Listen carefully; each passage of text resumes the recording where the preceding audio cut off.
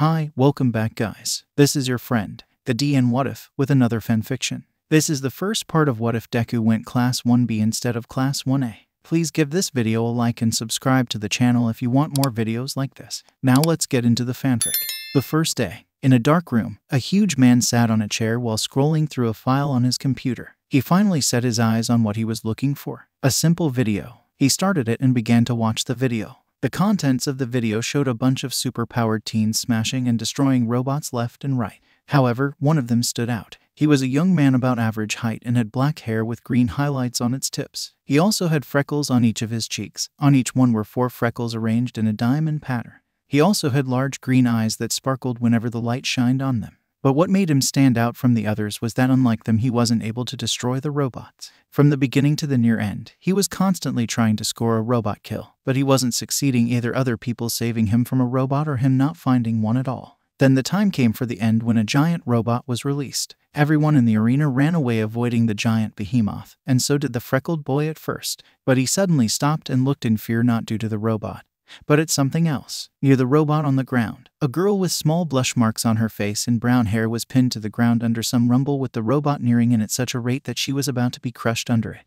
The boy then turned on his feet and began to run towards the giant, causing others to yell at him to stay back or return. He then crouched on the ground and jumped. But what happened next surprised everyone. The seemingly powerless boy jumped high in the air and then went straight to the robot as he cocked back his fist. Once he was in front of the giant machine's head, he yelled at the top of his lungs, "Smash!" His fist then made contact with the head of the machine, causing it to cave in and the robot to be destroyed. But what the boy did came at a price. Both of his legs and his left arm were annihilated beyond recognition as he began to fall helplessly to the ground. The boy began to panic, trying to find a way to land safely.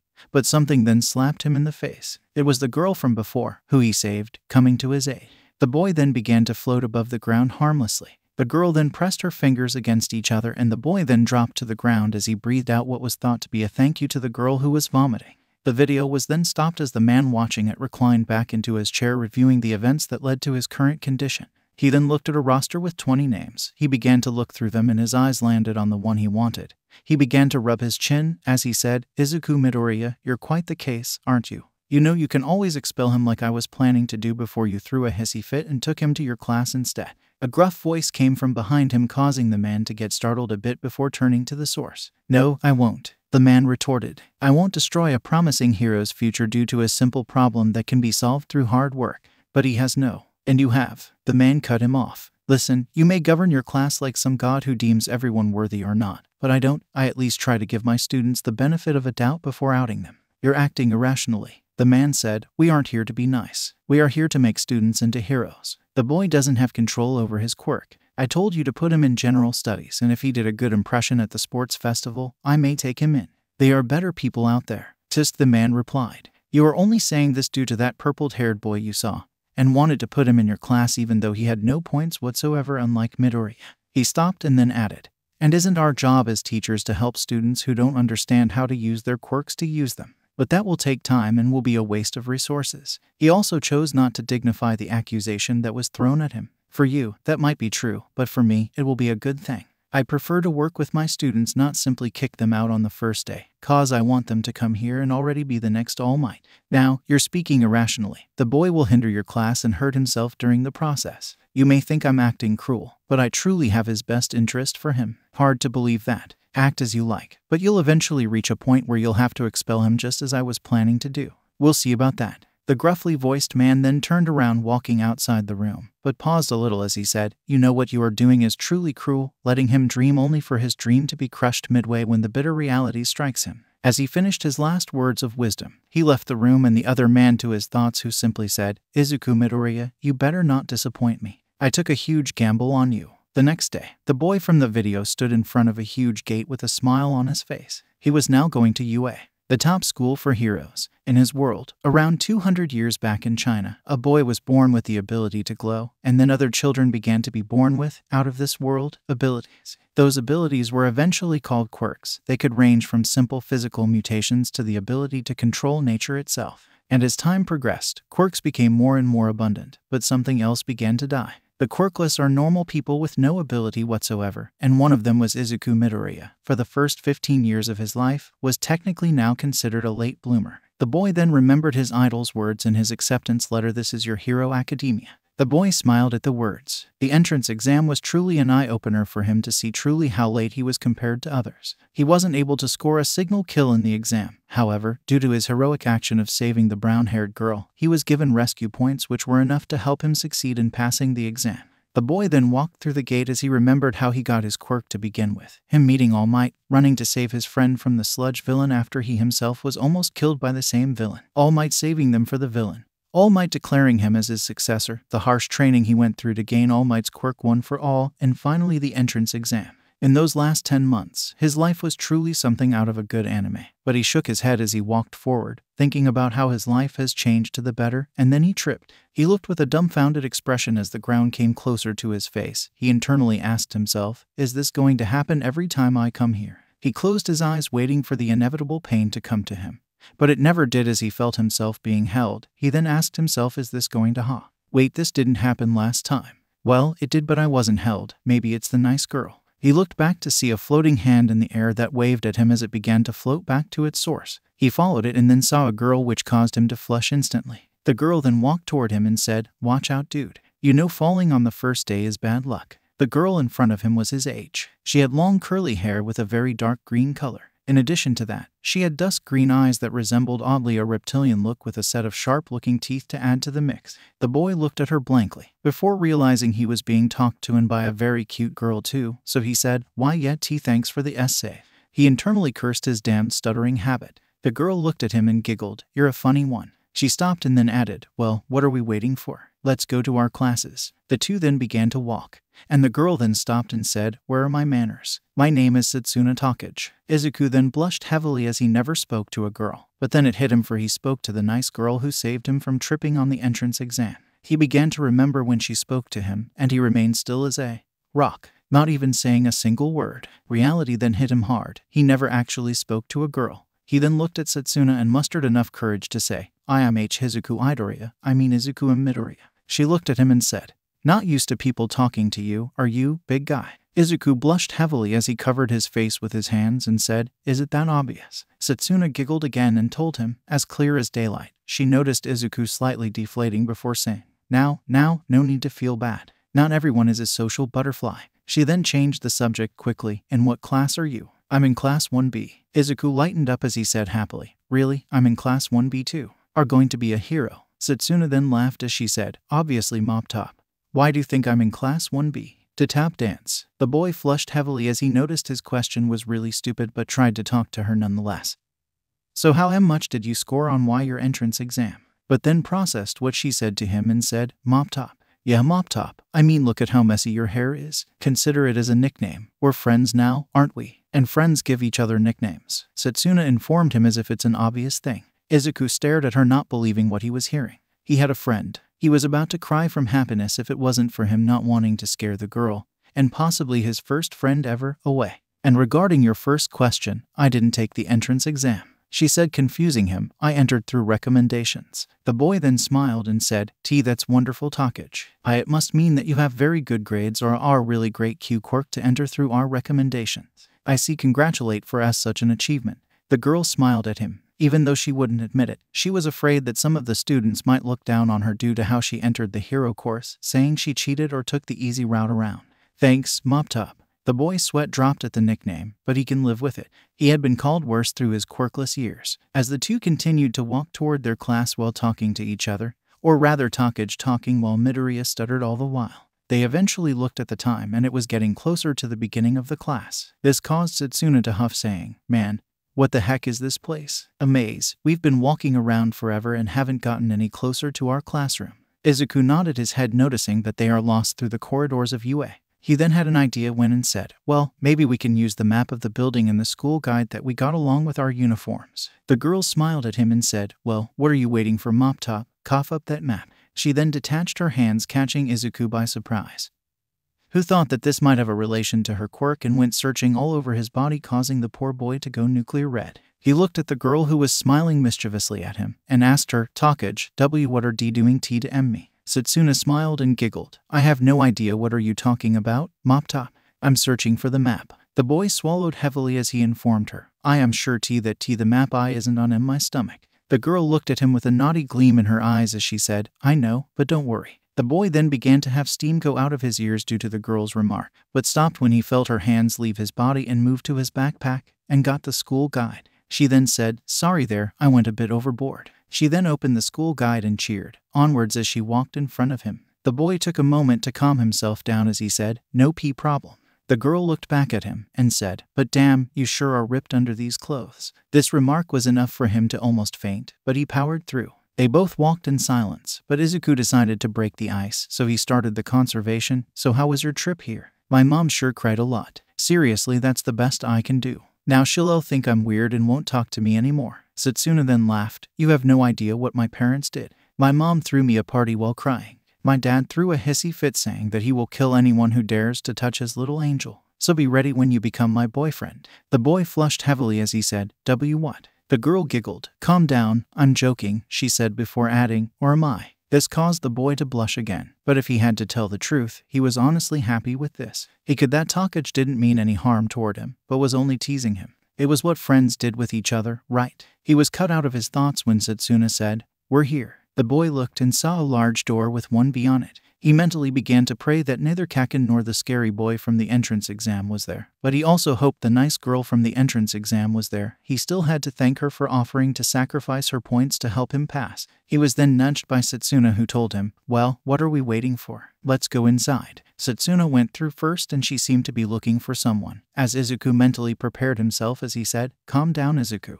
This is a new school. Kaken can't hurt you here. He looked at the room and said to no one in particular, well, here goes nothing. He then walked inside the classroom and looked around, but he didn't notice anyone familiar. He felt kinda bummed out. He then shook his head. This is a good thing. If no one noticed him, then he could make friends. He only hoped no one from the entrance exam was with him due to his less than stellar performance. Suddenly a voice cut through his thoughts as someone greeted him. Hello, I'm Itsuka Kendo. Nice to meet you. The voice belonged to an orange-haired girl who had her hair tied in a side ponytail. She also had teal-green eyes. She seemed to have a good physique on her due to constant workouts. Izuku was startled a little but managed to say, and nice to meet you too, I'm Izuku Midoriya.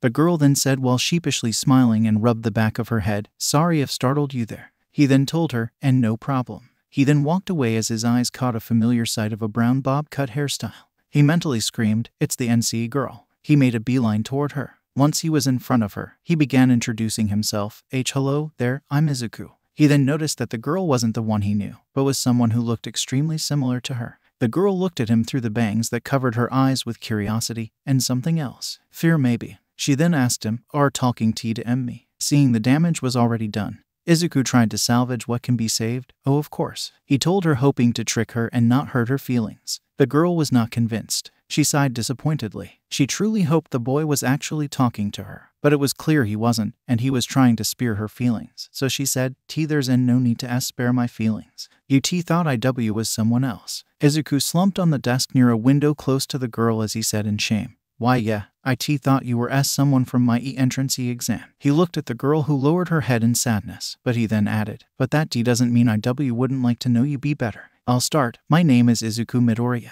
The girl then looked at him with a small smile on her face. My end name is Kanoko Komori. Izuku laughed a little and said, you aren't a social person, are you, Komori? It's kinda like me. Kanoko sighed as she told him, it's because everyone thinks my cute quirk is really disgusting. What is it? Kanoko looked at him with fear and worry. She was sure he will know eventually, but she was afraid that she will scare him away. She looked at him and swallowed heavily as she opened her mouth and said something in a quiet voice. Sorry, Komori. Can you repeat that because I didn't hear you well? She then said the same thing a little bit higher, but still not loud enough to be heard very well, but he made out a part of it. Room. See, can please you say it again? She sighed as she said in a normal voice, my quirk is known as mushroom. The girl looked at the boy expecting to see a disgusted face. That was how it was her entire life. People judged her due to her quirk, not even trying to know her first. She was an outcast and barely had any friends at school. But what she found was something different on his face. It was curiosity. And then he began to ask her questions nonstop. That's a really cool quirk. Can you do it whenever you want? Is there a limit on the number of mushrooms you make? Can you alter the property of the mushrooms? Can you control their size? Is there a range for them to appear in? Does the weather affect the mushrooms? Do they grow instantly or do they need a while to grow? Izuku continued to fire questions at an amazing rate while the girl watched in awe, for someone was interested in her quirk. Kanoko was shocked at the many questions that were being thrown at her. She made sure she didn't use her quirk accidentally to cause the boy to go into his current state.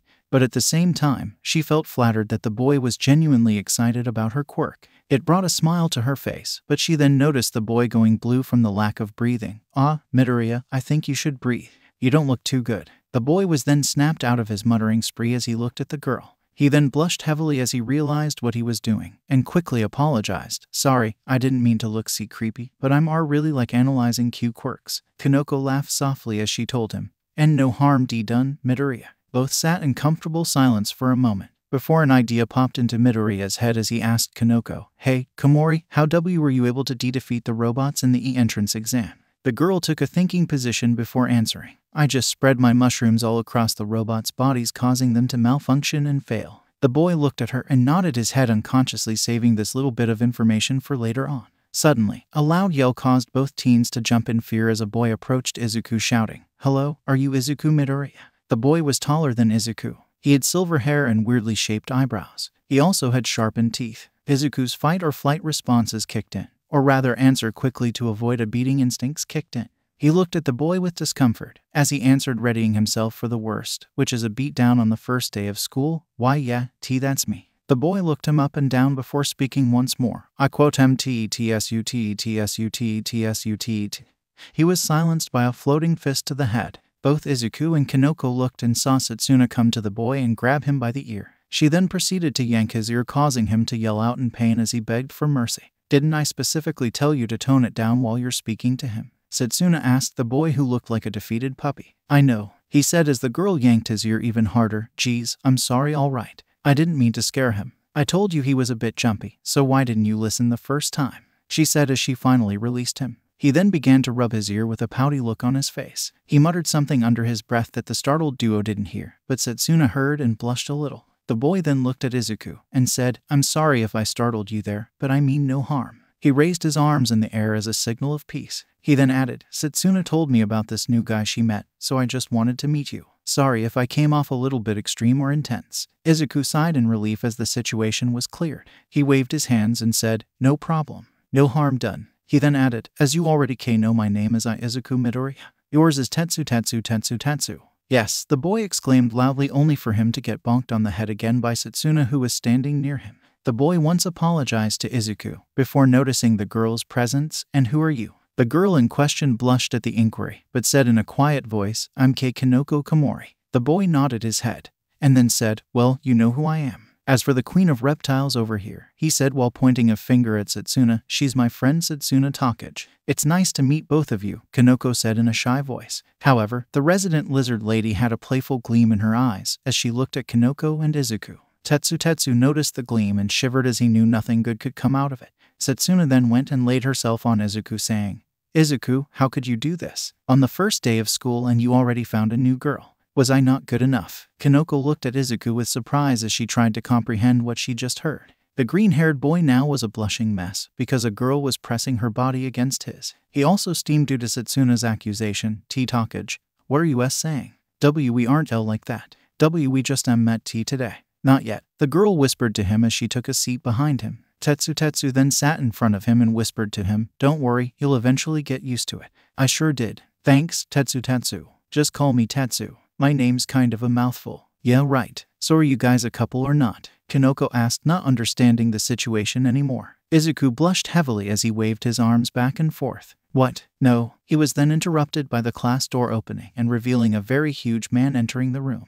The man had a very muscular build to him. He wore a red suit with a gauntlet that had a tube connected to his back. He also had a small scar on his face. He had white hair and sharp teeth. Izuku recognized him on the spot. He was the blood hero, Vlad King. He wasn't particularly a famous hero, but he was a hero nonetheless. Izuku bounced excitedly in his chair as the pro stood in front of his desk and introduced himself. "Hello, class. My name is Sekijiro Kan, better known as the blood hero, Vlad King. From now on, I'll be your homeroom teacher, so I'll be addressed as Kan-sensei. Are there any questions?" "No, Kan-sensei," the entire class said. "Good. Now I expect that our relationship for the next 3 years will be built on respect. I'm not going to be some kind of totalitarian teacher who enslaves his class. However, I do expect you to treat me with respect and don't cross certain limits or there will be consequences. Any questions now?" When the class didn't answer, he shouted. "I said, is there any questions?" "No, Kan-sensei." Good, now that's out of the way. I want everyone to come here when I call your name. I want to introduce yourself, your quirk,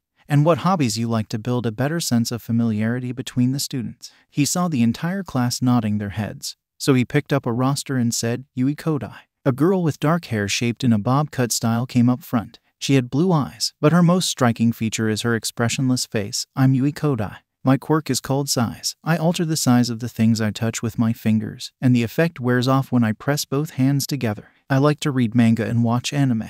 She then went to her seat as another name was called out, Senkaibara. Meanwhile, Izuku was having a field day as he was writing down his classmates' quirks. They were all awesome, and he wished he can ask them more about their quirks, but it can wait for later events. Now his primary mission was to survive day 1 without ending at the infirmary. Recovery Girl made it clear she will whack him if he ended up there again. He looked at his notebook and continued to write as he began to mutter. At first, nobody noticed that he was muttering because he was keeping it down. Eventually, his muttering began to grow louder and louder as he wrote down more information. This caused his 3 neighbors to look at him with concern. So Tetsu asked in a quiet voice, "Is he okay?" Kanoko answered, "I think so. From what I understand, this is a common occurrence." She then walked out of her seat as her name was called out. Izuku was now in the zone when he heard a voice yell out his name, "Izuku Midoriya." The boy jumped and shouted, "Yes, Kan-sensei. It's your turn to come and introduce yourself." The boy rubbed the back of his head and walked forward to where all the class can see him. He heard a couple of snickers along the way and he sighed. It was nothing new, so he would eventually get used to it. Hello, my end name is Izuku Midoriya, and my quirk is called. Izuku, being the person he has thought long and hard about the name for his quirk since its true nature was a secret. Inner energy manipulation. It allows to augment my S strength and S speed. He was cut off by a shout. Today, stutter. We're not planning to die here while you talk. Izuku looked down before Vlad shouted, "Be quiet." Kamakiri. He then looked at Izuku and said, "Proceed, Midoriya." My H hobbies are W watching Hero V videos and W writing Q quirka analysis. Izuku finished. So, you are like a stalker who watches people and studies their quirks, the boy from before said, eliciting a few laughs. His name was Togaru Kamakiri. He had a bug-like appearance with yellowish-green skin. He also had 2 mandibles coming out of his mouth. His fluffy green hair was styled in mohawk style. Izuku looked down in sadness. This wasn't the first time his hobby was insulted, but it still felt bad. Then a voice came up. I think Sir Midoriya's hobby is rather impressive and should be complimented rather than insulted.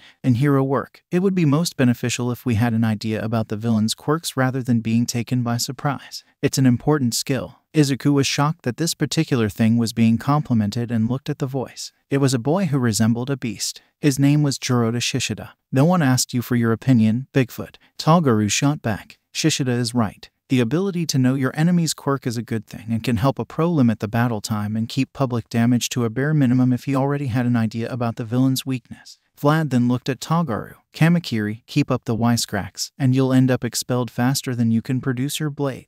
The bug boy merely scoffed at him before lowering his head. Vlad then looked at Izuku and said, Midoriya, go back to your seat, and Ibara Shizaki, come up next. However, something didn't fit well with Vlad. It was Izuku. He thought the boy will have his personality all over the place due to his strong quirk. However, he was the opposite, meek, scared, and fearful, but Vlad was determined to make a good pro out of him. As the introductions were finished, Vlad looked at his class and said, Students, for now, we'll go to the opening ceremony and listen to the principal's speech. Then after that, we'll have a test. The entire class groaned as the test was mentioned. However, Izuku was worried that if it was some type of quirk test he would come dead last since he didn't have decent control, or any control for that matter on One for All. He sighed as students exited the classroom and went to the opening ceremony. He was accompanied by Kanoko, Tetsu, and Setsuna, who all sat beside him. Tetsu then noticed something off. Hey guys, aren't we a class short? He said, pointing to 20 empty seats near them. Yeah, I heard T that their T teacher is super strict and took T them to some test right now, Kanoko explained.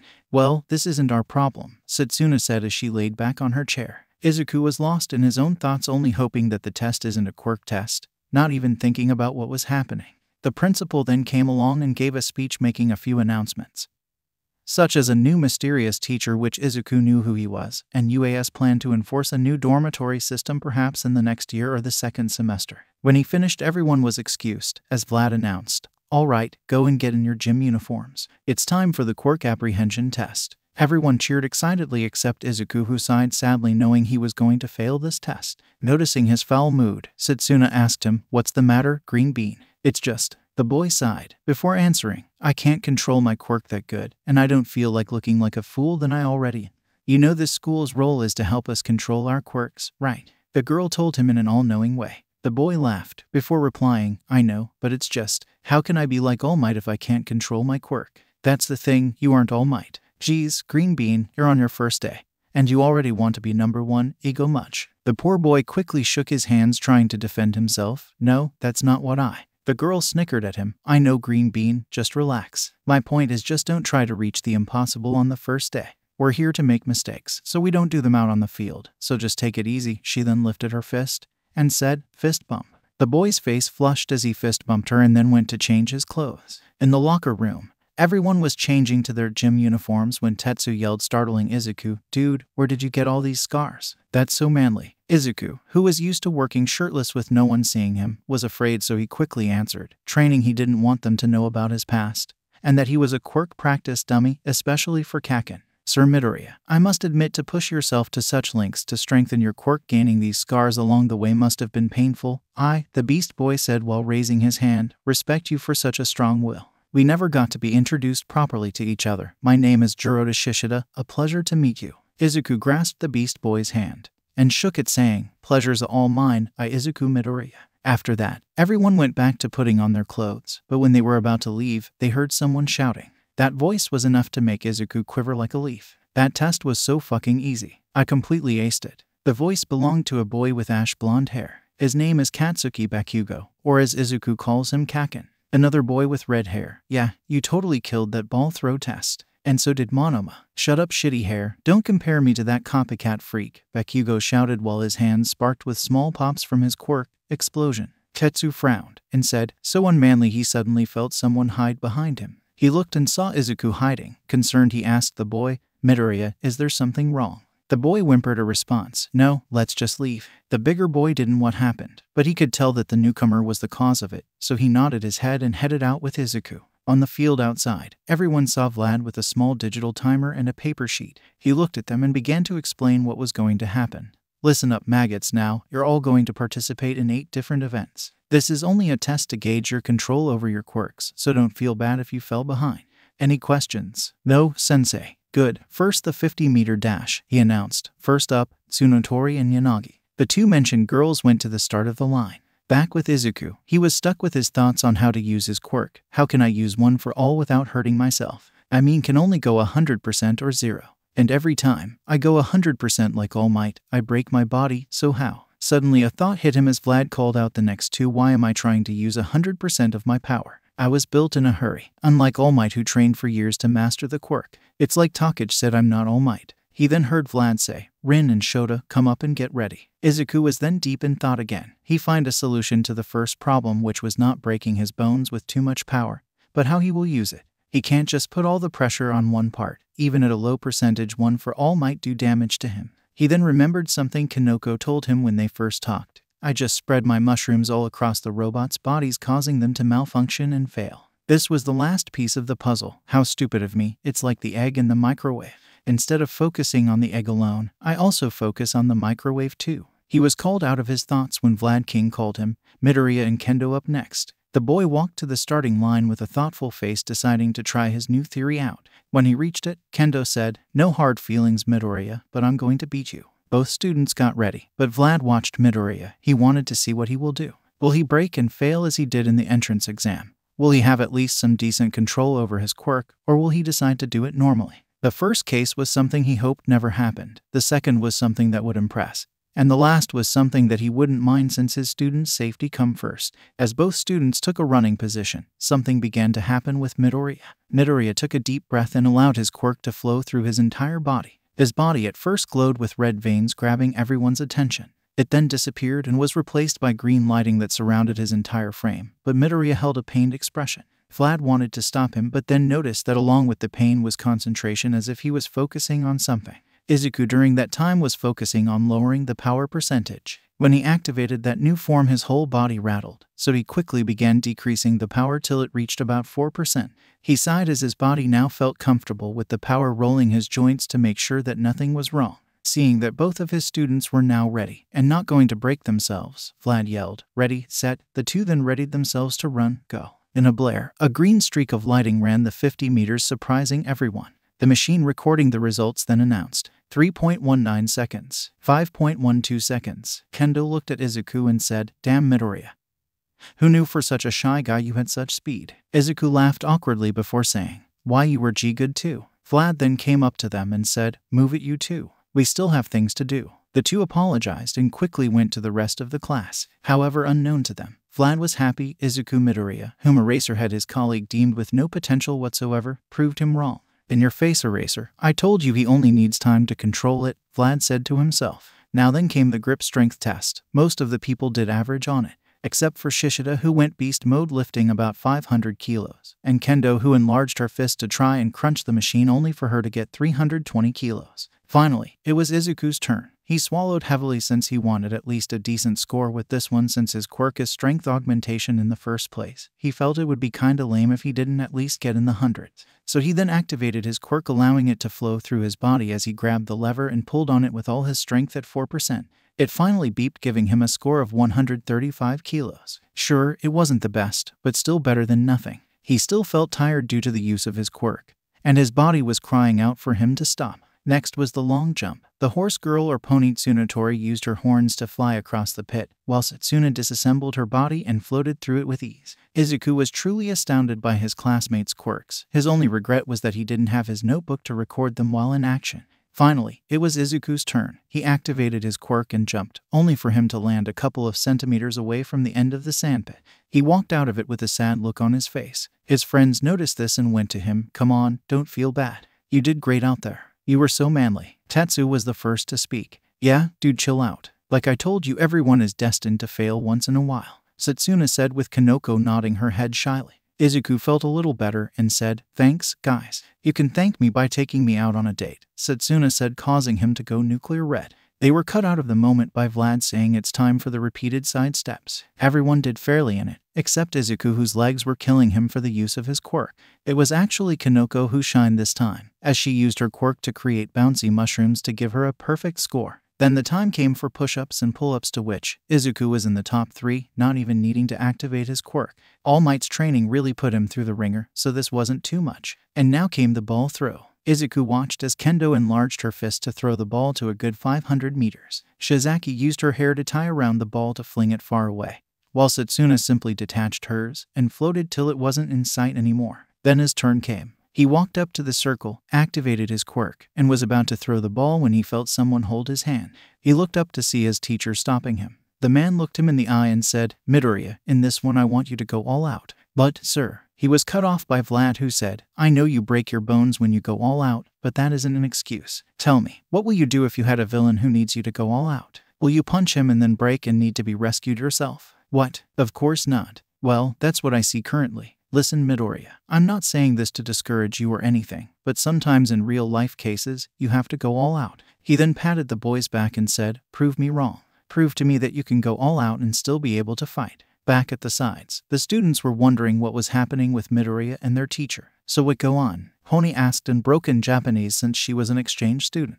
"I don't know, but I think Vlad-sensei is encouraging Midoriya to do his best," Kendo answered while scratching her head. Setsuna then looked at Vlad retreating away and smiled. She then said to Tetsu, "Midoriya is about to do something awesome." The boy looked confused but nodded. Back at the circle, Izuku was processing Vlad's words. "I know he's right that sometimes I have to go all out, but how can I do it without injuring myself too much?" Izuku thought as he looked at his hand, and an idea popped into his mind. It might be a crazy idea, but it just might work. He then stood, took a deep breath as he activated his quirk, and readied himself to throw the ball. Vlad watched with interest what Midoriya was going to do. What he did today was a great improvement. However, he needed to see him also at his best. This whole thing was a test to see his creativity in a desperate situation. It's here, you either break or stand. Midoriya then aimed the ball and began to throw. "I have to throw the ball while also maintaining my ability to fight, so the best thing I could do is," he thought as he now channeled the energy to his middle finger, "channel everything I have to the last point of contact." He then yelled at the top of his lungs, "Smash!" The wind that the hit created caused some to stumble back while others watched with awe. The only person having a different reaction was Setsuna, who was laughing her head off both literally and figuratively.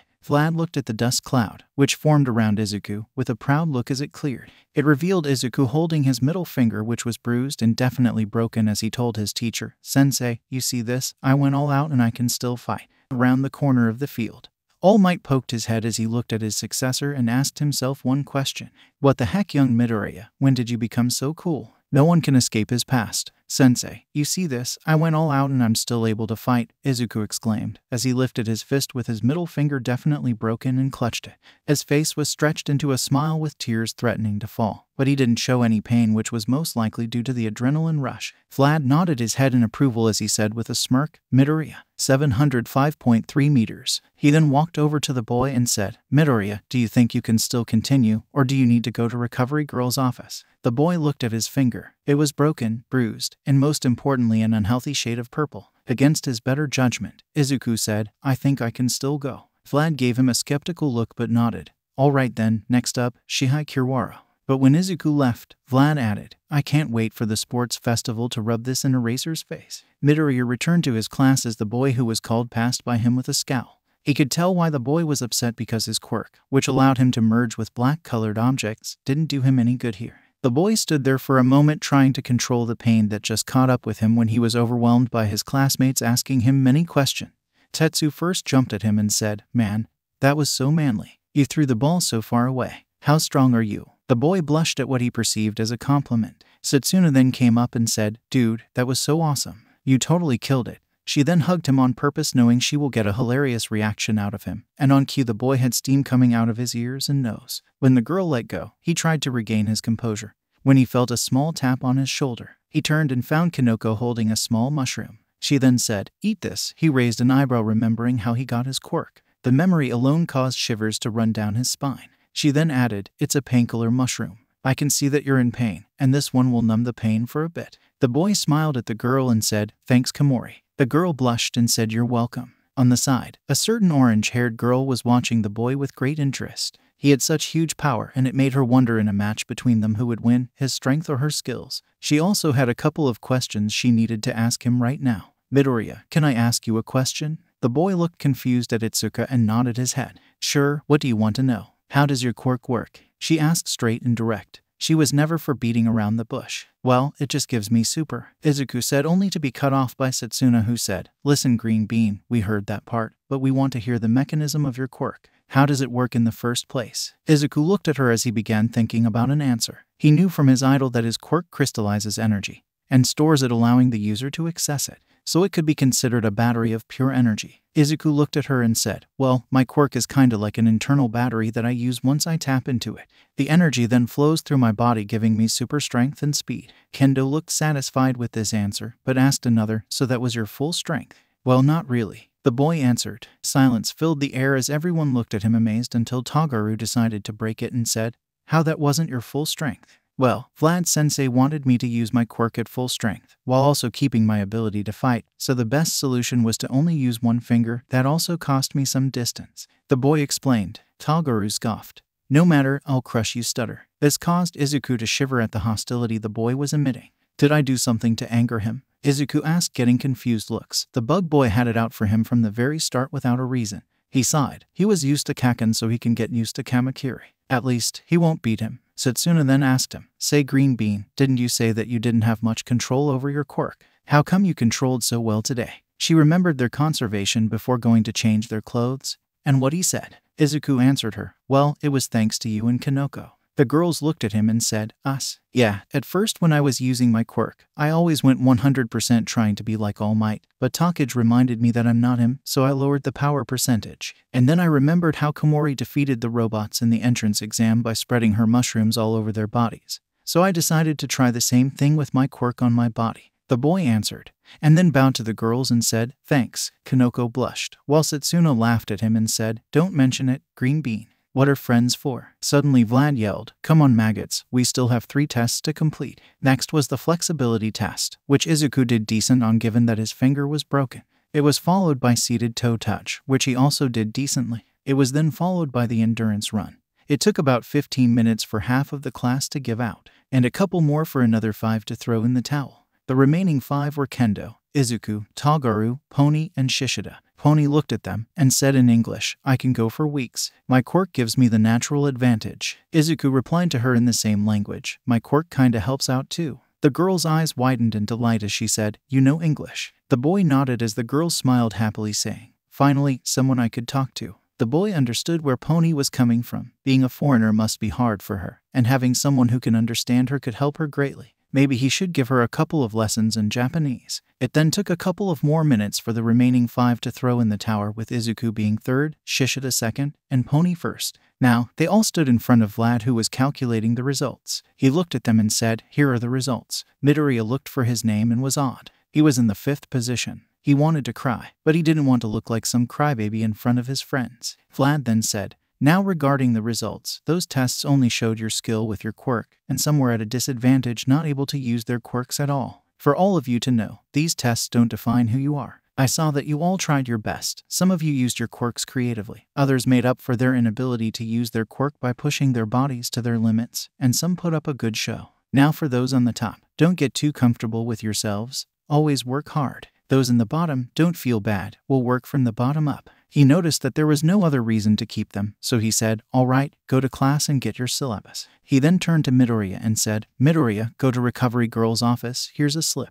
The man handed him a small piece of paper. The boy then went away, as others cleared the training ground. Back in the classroom, everyone began packing their bags, and groups formed with each other except a certain bug boy who just sulked alone in the corner of the classroom. Setsuna sat with Tetsu, Itsuka, and Kanoko as they waited for Izuku. She looked at her watch and sighed. What is taking the green bean so much? It's only a finger. It all looked really bad though, Kanoko interjected. She remembered how bruised his finger was, and it scared her to no end. She could only imagine what kind of pain her friend must have felt. But she couldn't say she wasn't happy, since according to him, now, he had decent control over his quirk, so he won't get hurt anymore unless he decided to go all out, which she really hoped he didn't. Kendo then stated, but still, to have your bones broken, that's some serious backlash for a quirk. She heard that some quirks cause tiredness, headaches, stomach aches, or some other problem. Heck, she even heard that some quirks cause the user to faint from overdoing it. But to have your bones broken was some really nasty stuff, but she can only imagine what his power will be if he had full control. Only time will tell, she thought. Tetsu was about to add something, when a boy with black hair and a headband said something. Oh, you haven't seen what kind of damage his quirk can do yet.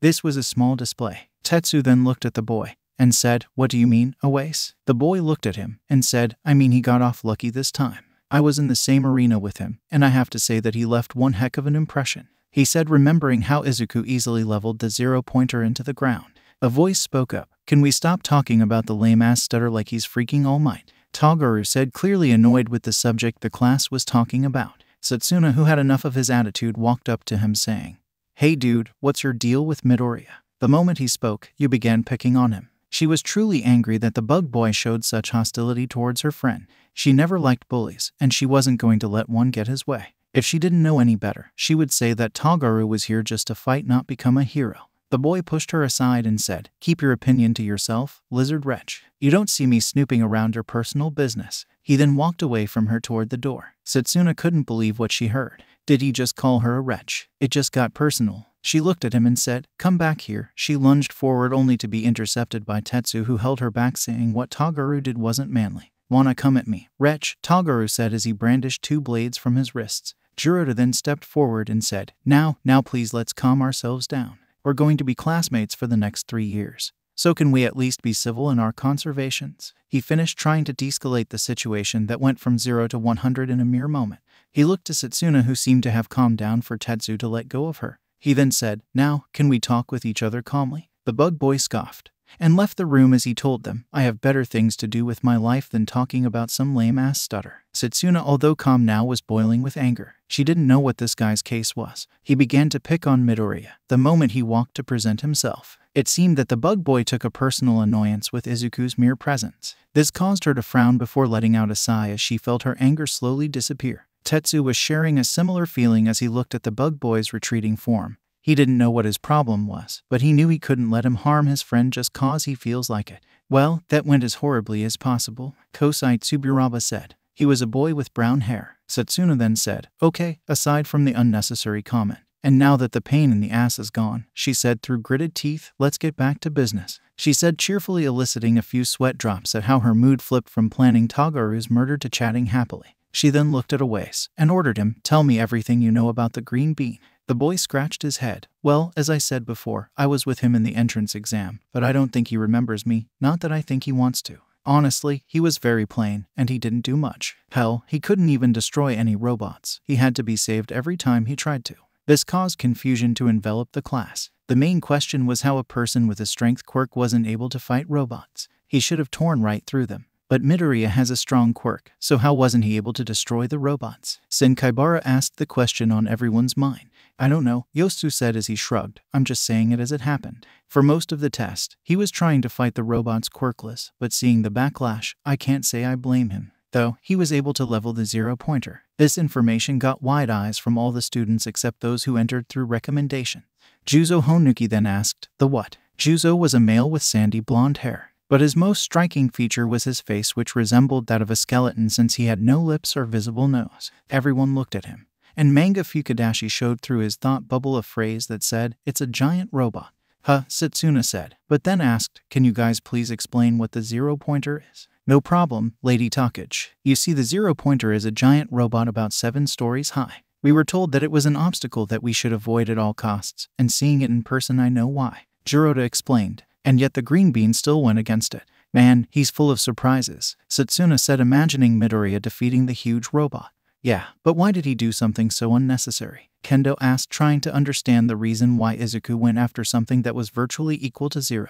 Well, you see, Yosu said while smiling sheepishly. When the zero-pointer was released, everyone ran for their lives, but a girl got stuck under the rumble. When he saw that no one was trying to save her, he ran and destroyed the robot, but he was cut off by Tetsu, who cried, dude, that's so manly. The boy then returned to his story. Aside from that, Midoriya broke his left arm and both his legs during his attempt and then began to fall to the ground. If it wasn't for the girl he saved having some type of gravity quirk, well, Recovery Girl might have found a red stain on the ground. The last remark earned him a punch to the head from Setsuna, who felt very uncomfortable at the idea of one of her friends dying. Don't say that like you're talking about the weather, Setsuna demanded. Hey, I just said it as I saw it. The boy complained as he rubbed the assaulted spot. But still, that was so manly, and it was really cool of him, Tetsu said. Now, he wanted to go around against Midoriya to see how much he can hold out against people with strength-augmenting quirks. No, the hell it's not, Kendo interjected while neck-chopping the teen. Hey, what was that for? The boy asked as he rubbed his neck. For thinking what he did was cool. Can you even imagine the amount of pain he was feeling? Kendo scolded the boy because she didn't want him to go around fighting Midoriya, making the latter break his bones. Not that he would in the first place, but just in case. But this raises a different question. Why did he break his bones? Ryuko Yanagi, the resident ghost girl, asked. Well, he told us that he didn't have good control over it, but we didn't think it was that bad. The way Rubber Band says it makes it sound like he never used it before, Setsuna said. Well, maybe he didn't, Kanoko said, shocking everyone. Looking at the shocked looks, she quickly explained, maybe. He wasn't able to control it well when he was young, so he never actually used it till the entrance exam. Everyone nodded at the logic. Broken bones could make anyone shy away from using their quirk if it meant saving them from intense pain. Well, anyway, we won't have to worry about him breaking his bones anymore, Itsuka said. Who you won't have to worry about? Izuku asked as he entered the room, startling Kendo, who quickly replied, no one. He wanted to say more, but he shrugged. He then asked his friends if they were ready to leave, and they all nodded their heads, so he packed his stuff and left the classroom with the others, leaving the rest of his classmates to their thoughts. In front of the gates of UA, the 5 friends walked together as they all left for their homes. So Tetsu said, man, today was amazing. I mean, I can't believe I'm at UA. He then lifted his arms up and down, cheering till Setsuna smacked the back of his head because he was making a scene. Kanoko piped up next. I know, right? The girl then looked at the ground with a sad face. Though I feel like I don't belong here. Kendo then looked at her with concern. Why would you think like that? Kanoko sighed. I mean, I don't have a flashy quirk like Izuku, or a strong one like you, Setsuna, or Tetsu. It feels like I'm here on a fluke, or that I'm cheating and taking someone else's place that is better suited for the hero course. All of them looked at her with concern. Self-doubt is one of man's greatest enemies, and it seemed to them that their friend had a lot of self-doubts that may be due to bullying because of her quirk. Izuku then remembered his conservation with All Might when he received his quirk. Back then, he felt like he was cheating since his power wasn't originally his, but All Might assured him that this power was now his. So he said with a smile, "You definitely deserve it, Komori. You managed to pass the entrance exam even though your quirk wasn't suited for combative purposes. In addition, you don't need a flashy quirk to make it into the hero course. Your quirk is great as it is. It's very versatile. I mean, if I can be in the hero course, then so can you." The girl looked at him with tears in her eyes as she sniffed. "Thank you." The others smiled at Izuku's encouraging words for Kinoko. But then Izuku said, "But I do get that feeling sometimes.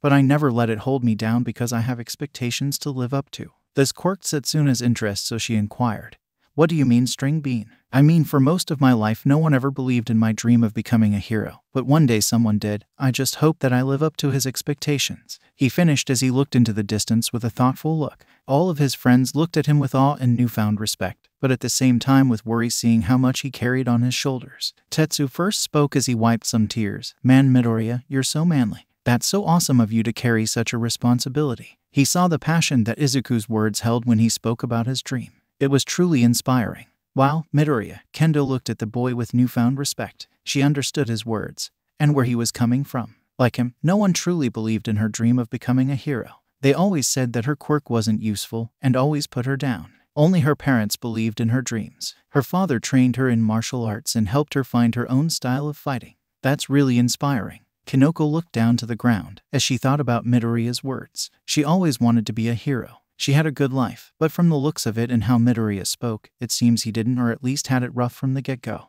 She was filled with a new determination to follow her dreams. "Wow, that's so cool." Setsuna couldn't help but feel that Midoriya might be the purest person she ever met, and he deserves the title of hero more than anyone.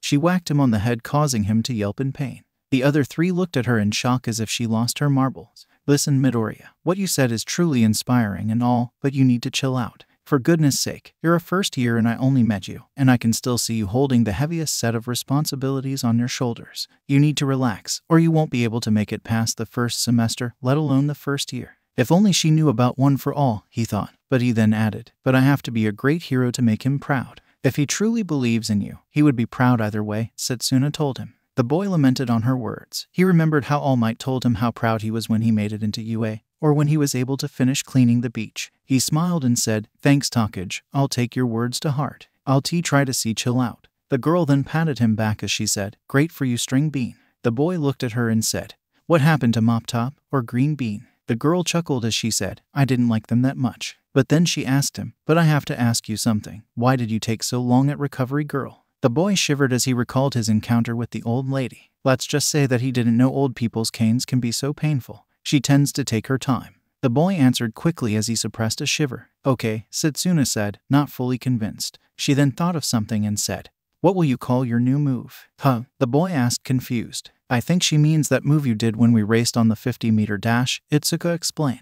The boy scratched his head as he confessed, "I don't think I have one." "Then let's find one for it." Tetsu screamed in excitement, making both Izuku and Kinoko feel startled and jump back. A quick smack to the head and an apology followed that.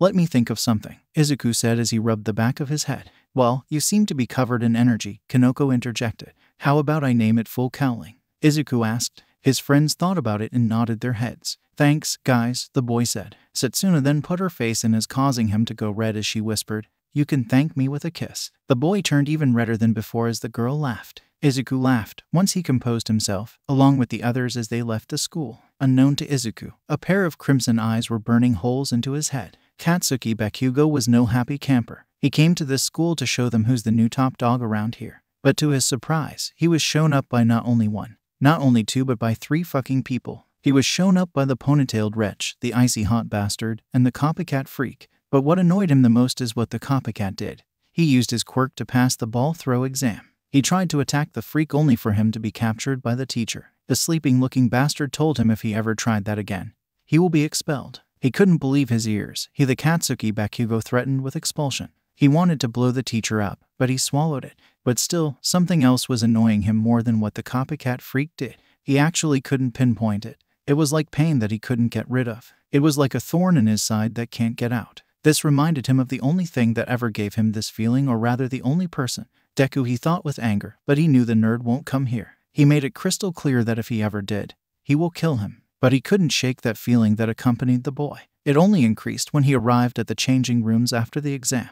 It was only a moment, but he actually saw a patch of green hair go out of the room with a sliver-haired boy. He wanted to attack him but held himself back since that damn nerd isn't the only person alive with green hair. He was so deep in thought he didn't notice a girl walk up to him. "Hey Bakugo, what are thinking about?" The boy's instincts kicked in as he turned and was about to blow her up only for him to stop as he saw the source of the voice. Round face, "Never creep on me like that again." The girl then puffed her cheeks as she said, "Well, if I didn't do that, you might have slept at school," she said as she turned to walk away, but stopped saying, "And my name is Ochako Uraraka." The boy scoffed as he said, "Whatever, round face." She then walked out to the blue-haired boy who was waiting for her. Bakugo called him a knockoff Sonic due to his quirk being related to speed, but he will settle for 4 eyes cause it isn't a mouthful like the last one. He walked out of the classroom only to be greeted by Shitty Hair smiling like a moron at him. He sighed as he walked away from him. "What do you want, Shitty Hair?" The boy looked offended as he said, "First, our hair is practically the same, and second, my name is Ijiro Kirishima." The boy then stopped a little. He then yelled, "I want to walk with you cause you're so manly." Bakugo rolled his eyes as he yelled at the boy, "Leave me the fuck alone." But the boy kept following as if he never heard him in the first place. Bakugo sighed as he face-palmed.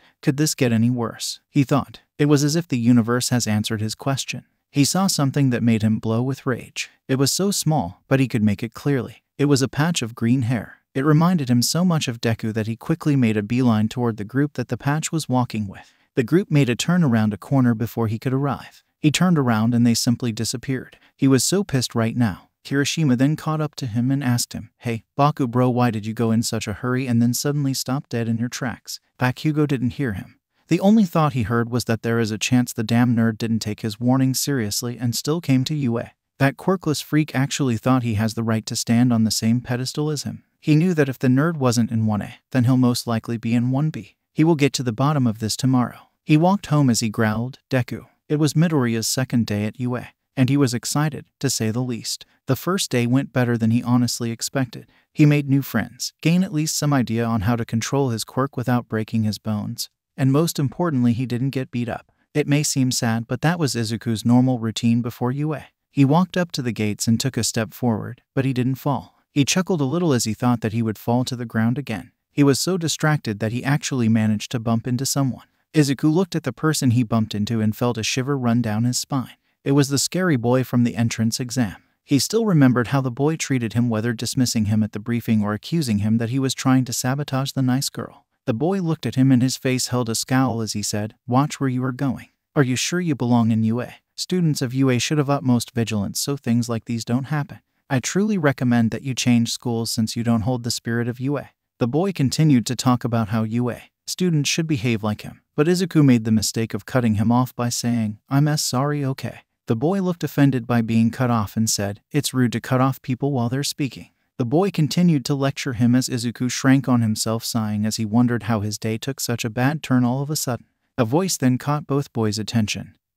"Hey, leave him alone." He said sorry, didn't he? Izuku looked and sighed in relief as he saw Kendo approach him. The boy tried to talk to Kendo to reprimand her for something, but the girl didn't have it. She grabbed Izuku's arm and dragged him away, saying to the boy, "Since you're the model student of UA, get to your class. You're almost late." The boy looked at his watch and ran quickly. "Well, he's something," Kendo said. She then looked at Izuku and asked, "What did you do to him anyway?" "I just bumped into him," the boy answered honestly. This made the girl confused. All this fuss just for bumping into him. Either the guy was seriously stiff, or no, he was just stiff. "Well, anyway, let's go to class," she said. She then took a more excited tone as she asked Izuku, "Who do you think our teacher is? What do you think we will do today in our first heroics class?" The boy smiled sheepishly and said, "I have no idea." The girl pouted as she said, "You're no fun, Midoriya." A few moments later, they both reached their class just in time to hear Setsuna and Kanoko speaking. Man, what a freak. What he was doing here anyway. He was watching everyone entering the class with a look that can kill the gods. Kanoko then said, "His crimson eyes really scared me. It was like he can see in my soul." Izuku shivered at the description and can only think of one person.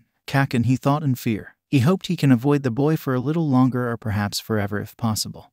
But it looks like the boy has already begun searching for him. He shivered at the idea of Bakugo giving a beatdown every day here. He didn't want his friends to find out about his past with Bakugo. He sure learned to accept it, but that doesn't mean he wanted others to know about it. It would make him look weak. Not that he was strong before entering UA. The boy was startled out of his thoughts when a floating hand poked his stomach. The boy turned red as he asked the lizard girl, what are D doing, T-Talkage? The girl laughed and said, you went into a muttering spree, so I stopped you. The boy blushed heavily. He then looked at Kanoko and greeted her. Then Tetsu burst into the room, and he shouted as he raised his arms in the air, I scared him away. What do you mean? Kendo asked. There was some freak that was standing in front of the door of our class saying he was looking for someone named Deku. He wouldn't go away nicely, so I sicked Tetsu on him, Setsuna said. Izuku shivered a little at the mention of the nickname Kaken gave him. Izuku then looked at Tetsu as if he was some sort of deity. Never in a million years did he think someone can defeat Kaken. But then Tetsu added, I didn't do much, I only talked with one of his classmates who came and took him away. Kanoko then looked at Midoriya and asked him, are you alright, Izuku? The boy looked at her and said, what do you mean? I mean once we mentioned that guy, you were shivering. The girl said, before Tetsu also gave his 2 cents, yeah, dude, do you know him? He still remembered yesterday when Izuku shivered after he heard the boy's voice. Izuku felt his throat grow dry as his friends looked at him expecting answers. He prayed for every deity he knew of to help him. And as if the universe heard him, the door opened as Vlad walked in. Izuku sighed in relief, but Setsuna then whispered to him with a giggle, this isn't over, Greenie. The boy gulped as Vlad began explaining what was going to happen today. Listen, maggots, today is your first heroic class, so you will all go to Gym Gamma and wait for your teacher there. Yosu raised his hand, and Vlad said without looking at him, no, you won't need your hero costumes. The boy then lowered his hand. Vlad then looked at his class and yelled, now, go and change. Yes, sir, everyone yelled as they left the room. 10 minutes later, everyone was standing in the gym waiting for the new teacher to enter. Kanoko looked at her friends with excitement. Who do you think the new teacher is? I don't know, maybe a pro from the top 20 heroes, Setsuna said with Tetsu, Kanoko, and Kendo nodding their heads. Izuku, on the other hand, was beaming with excitement. He knew who the new teacher was, and he couldn't wait to see him. He was excited to study under such a strong hero. The gym's doors opened and everyone looked with anticipation only for them to all scream at the same time. Vlad SENSEI, you're the new heroics teacher. Disappointment could be seen on the students' faces, especially Izuku's face. The teacher looked at his students' crestfallen faces and didn't know whether to laugh or feel offended.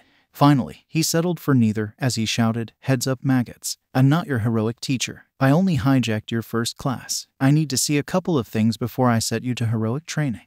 And what would be that, Vlad-sensei? Setsuna asked the blood-themed hero. I want to make a sort of physical examination. I want to see how much you can all push your bodies before they fail. Second, a combat session, quirkless style first, then a small one with quirks, the matches he had already been set. And finally, a quirk showcase. Ibara then raised her hand. After she saw a nod from her teacher, she asked him, Vlad-sensei, didn't we yesterday tell each other our quirks, so why a quirk showcase? Vlad nodded at her logic. She wasn't wrong, but she also wasn't right. You're right, Shizaki, but what you did yesterday was the equivalent of just giving the title of a presentation. I want you all during the quirk showcase to give as many details as possible about your quirk. This will help you later on when you're partnered with each. It will make you work smoothly as a team. He stopped and then asked, does that answer your question? The vine-haired girl nodded her head and then lowered her hand. But Vlad had another reason for the quirk showcase. Unknown to Izuku, Vlad heard his mumbling the day before when the students presented themselves and their quirks. And when the boy said he does quirk analysis, he came up with this thing to test the boy's abilities. It was killing 2 birds with 1 stone. He then said, all right, everyone, drop and start doing push-ups till your hands give out. The students looked at him as if he joking, before he yelled, what are you waiting for? The last one to start will have to do my paperwork after school, not wanting that fate to befall them. Everyone dropped to the ground, and all the students did their best. The first to throw the towel was Manga, followed closely by Kanoko, and so on till there were only Kendo, Tetsu, Tagaru, and Izuku doing them. The green-haired boy looked at the others, and they seemed that they were not going to stop anytime soon. 10 more minutes and only Izuku and Kendo were doing push-ups. The girl looked at him and said, you're quite strong, Midoriya. Thanks, you too. 2 more minutes later, both students fell to the ground tired and exhausted. Setsuna then came and said, you seem like you're both enjoying this way too much. Vlad then yelled, come on, we don't have time to play around, we still have a lot of work to do. The exercises that followed the first one can be only called torture, according to the students. Students were forced to do pull-ups till their hands broke down, squats till they couldn't feel their thighs, and running for around an hour before they all threw the towel. The teacher walked over to his students near dead forms and said, pull yourselves together, we have work to do. If you're like that, you won't be able to make it. The students begrudgingly stood up as they readied themselves for the next torture session. The teacher then said, it's time for quirkless combat, then quirked combat.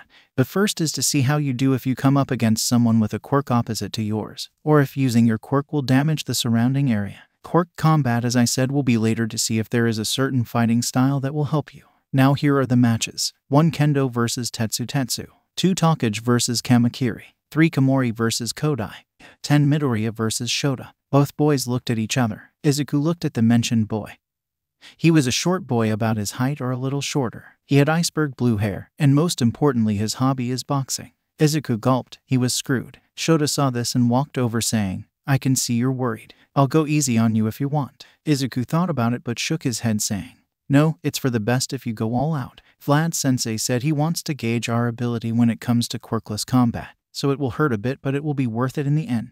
The boy nodded his head, respecting Midoriya's decision. The matches began to take place, and Izuku took notes about his classmates. It was clear Kendo had a lot of martial arts skills under her belt, while Tetsu was more into wrestling. Setsuna was using some sort of combination between kung fu and street brawling, while Kamakiri, well, Izuku could say didn't know how to throw a punch without using his quirk, though he had to give respect to the boy's reaction time, which was impeccable. Kanoko wasn't too good either, and so was Kodai. Then it was him against Shota. The fight was long. Although Midoriya didn't know how to throw a punch, he knew how to avoid one. 5 minutes into the fight and Shota was able to land a hit, causing Midoriya to bend over, and he officially lost. "Okay everyone, stop and take 5 minutes to rest," the teacher yelled as he reviewed the results for later examination. Izuku sat depressed as he thought that without his quirk he was a sitting duck, and there were a lot of cases where he couldn't use his quirk. Kendo approached him with Setsuna. "What's up with you?" the green-haired girl asked. The boy answered, "I really did badly in quirkless combat. Without my quirk I can't fight." Kendo then asked, "Didn't you learn any type of self-defense classes during your childhood?"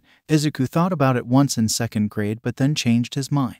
It was due to Kaken, who saw him going to a dojo and told him if he ever went there again he will break his legs. He said that the dojo shouldn't waste its time on a quirkless freak like him, so he lied, laughing a little. "My mom is a little bit overbearing. She thought I might get hurt if I went there." The girls looked at him with confusion because if what he was saying was true, then why was he here in the hero course? Being in the hero business is much more dangerous than a simple dojo. But they didn't push him and they knew he will eventually tell them the real reason. Then Vlad came into the gym saying, "All right maggots, the break is up. Time for quirk combat." The matches are pretty much the same with some pairs like Tetsu and Itsuka, while others changed widely like Kanoko and Yui, or Pony and Ibara, who with their quirks tried to find a way to beat each other. The latter trying to trap the horse girl while the former was running around trying to outmaneuver the vines and also find a blind spot to hit Ibara. But the most striking was Kamakiri and Izuku's change, both changing the dial from 0 to 100. The first using his blades to combat the lizard girl's quirk, which was the ability to split, putting him at a disadvantage, while the latter was using his superior speed to dodge and avoid Shota's fists so his quirk won't activate, which was double impact. If he hit a target he can increase the after effect of his hit many times over. After they were done, Vlad gave out some comments on how they could improve. He told some students that they were good and should continue working on both forms of combat.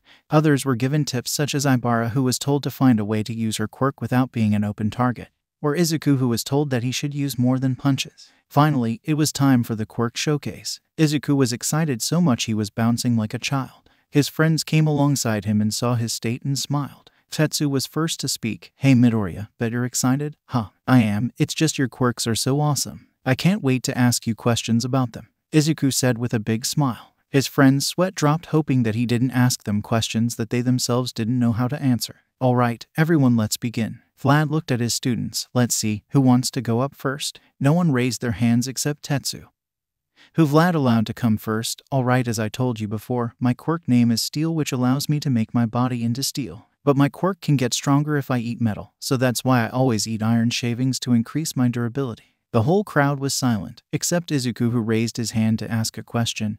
"Can I ask you a couple of questions?" "Sure, go ahead," the steel boy said. "Can you apply it on parts of your body, or does it always have to be on your entire body? You said you eat iron shavings to increase durability. Did you try to eat anything else? How does the steel appear? Does your body take the iron in your blood to make it like steel, or is it natural? Does your speed get affected by the steel coating, or not?" The boy looked at him gaping as he tried to comprehend the questions. Once he got a hold of them, he answered, "I never tried to do that. No, I don't eat other metals, but tell me after this what that would do." "Yeah, I think so, since if I use it for too long I get iron fatigue." "Yeah, I think so." Everyone looked at Izuku, who was writing furiously in his notebook. And one question could be heard: where did he get the notebook in the first place? The boy looked at Tetsu and explained, "Well, my theory is that if you eat metals other than iron, it may allow to change your metal form temporarily from steel to another form of metal. As for your speed, I suggest learning how to change from quirk form to your base form quickly. That way if you are on a mission you can switch forms easily, giving you both strength and speed. Tetsu was dumbfounded.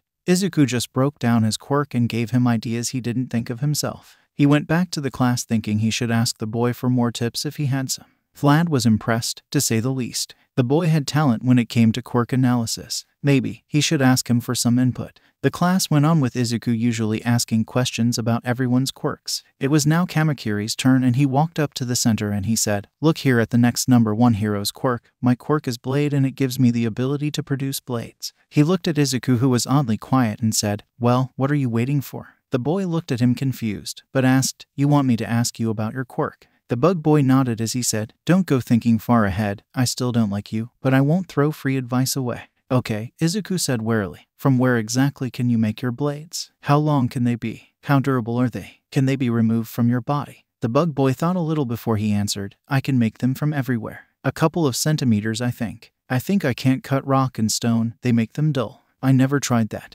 Well, if you can emit them from everywhere, you should try and focus on fighting style oriented around your wrists and palms. Maybe take some swordsman lessons to sharpen your abilities. As for the rocks and stones, I think you should keep trying till they eventually become strong enough to tear through them. Toguru looked at the boy before nodding his head. This was some good advice. Even he wasn't that arrogant to say it wasn't.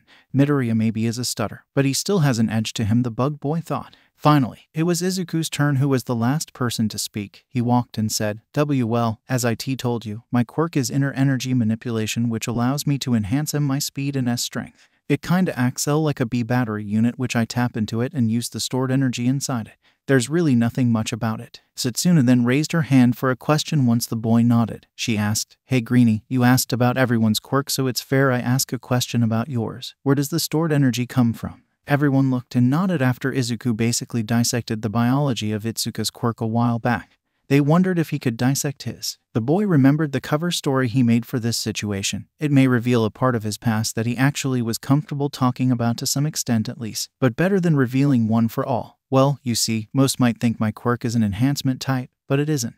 The class looked at him confused while Kendo asked, "It isn't?" "No, not really. My quirk is a stockpile quirk, which means it needs to store energy. I have a theory as to where the energy comes from, but..." He stopped till Vlad said, "What are you waiting for? Tell us." The man stopped for a moment before adding, "If you are comfortable sharing that with us." "Well, you see, the energy needed to accumulate slowly over time, so at first I wasn't able to use it. No, scratch that. I didn't even know I have a quirk. I think when I trained my body enough, in addition to the former condition being met, I was able to activate it for the first time at the entrance exam."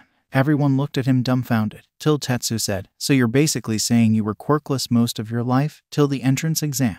"Yeah, pretty much." Izuku said that in a nonchalant way that made his friends think, how could he be so calm about this? "Wait, hold on. When did you actually activate your quirk?" Setsuna asked. The boy smiled sheepishly and said, "When I wrecked the 0-pointer, it was the first time I ever used it." "So wait, you ran to that hulking thing without a quirk?" Kendo asked, dumbfounded. "Yeah, I mean, no one was saving the girl and that robot was going to run through her. I had to help her. I couldn't just run away like everyone else. Isn't a hero's job to rescue people?" Izuku answered. Everyone went quiet at his reasoning. He was right, but that doesn't mean killing yourself. Vlad saw the tense atmosphere but also had answers to many questions he had. Why the boy broke his bones, why he had a meek personality, and many more. So deciding this had lasted long enough, he said, "All right, that's enough for today. Everyone go to lunch now." Izuku walked to lunch with his friends as silence filled the air. When they sat, they noticed the boy continuing to walk and sit alone. Setsuna then walked up to him and asked, "What are you doing?" He looked at her surprised. "Don't you hate me now?" "What? Why would I?" "Well, I told you I was quirkless," he said as he looked down. It didn't take a genius to know right here to know that Izuku was bullied during his childhood because of his said condition. "Greenie, quirkless or not, that doesn't make you less of a human. Now come on, let's go eat with our friends," she told the boy as she walked with him to their table. His friends looked at him with worry. But Itsuka was the first to talk. "Midoriya, did we do something to upset you?" He was about to answer, but the lizard girl beat him to it. "This knucklehead thought that we hate him because he told us that he was quirkless." The other three looked offended, but Kanoko spoke first. "Izuku would never hate for something that isn't your fault." "Yeah, quirkless or quirk doesn't change the fact that you are our friend," Itsuka added. "Yeah, I also think you were so manly coming to the entrance exam quirkless. But out of curiosity, how were you planning to destroy the robots?" Tetsu said, earning a neck chop from Kendo, saying, "Don't be rude. They all looked at Izuku, who was letting a few tears slip as he said, "Thank you for not hating me." The four then hugged him as a sign of their care. But then Izuku looked at Tetsu and said, "Regarding your question, I had no idea." "Really?" Kendo asked. She didn't want to judge him, but she couldn't help it. "Yeah," he started, but looking at it in hindsight, it was pretty dumb. "I should have at last brought a staff." "Well, it worked out, didn't it?" Tetsu said. But Setsuna needed to ask one more thing. "Just one question. If you didn't know that you had a quirk, and didn't bring a weapon to aid you, why did you try for the hero course? Wouldn't it have been much easier to get there through the sports festival for you?" The others were also intrigued by her question. The boy then answered, "It's because I was quirkless I had to get through the entrance exam. Quirkless people are always treated like they're less than humans. I thought that if I got to the hero course through the entrance exam, it would break the stereotype that quirkless means useless." Everyone looked shocked at his answer before Tetsu cried, "That's so manly." Setsuna looked at him and said, "Man, you're made of puppies. What's next? You volunteer at the orphanage? Or you're the one that cleaned the beach a while ago?" Izuku laughed as he mentally said, "You have no idea." The other four joined him in laughing as they then continued to eat their lunch. Unknown to the boy, someone spotted him. Across the hall, a certain blonde hair was angry as he snarled, "Deku." An explosive encounter. After finishing the first hero class for the students of 1B, Vlad slowly walked to the teacher's lounge to cool his head off, while he contemplated the new information he just received about Izuku Midoriya, when he demanded the boy to be in his class. He thought he was going to deal with a boy whose ego is so inflated that it was the size of a huge mountain. He thought that the boy was so arrogant that he didn't even try to train his quirk, and his arrogance came back to bite him hard in the entrance exam. That was his worst option, but he honestly dealt with worse people than him because he could see that the boy's heart was in the right place when he saved the girl. The better option was that the boy had a hard time controlling his quirk, so that's why he didn't train it or had a good handle on it. He can sympathize with that given that his blood control was a tricky one.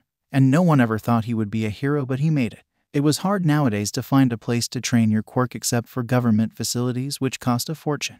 Either way, he was determined to make a decent pro out of him. But imagine his shock when he first met the boy. His personality was meek, shy, and awkward. He would cower at the slightest loud sound as if it meant his doom. When Toguro cut him off in class instead of getting angry, he seemed rather docile and disappointed, perhaps as if he was expecting something different. When the quirk apprehension test happened, he expected the boy to be at the bottom of the totem pole, but he did amazingly well. This only helped to raise more questions for Vlad. If he had such good control over his quirk, why didn't he get villain points? If he was that good, he should have been the first on the entrance exam with no other competitor even managing to come near his score. It wasn't till today that he finally understood the real reason behind the anomaly, which is Izuku Midoriya.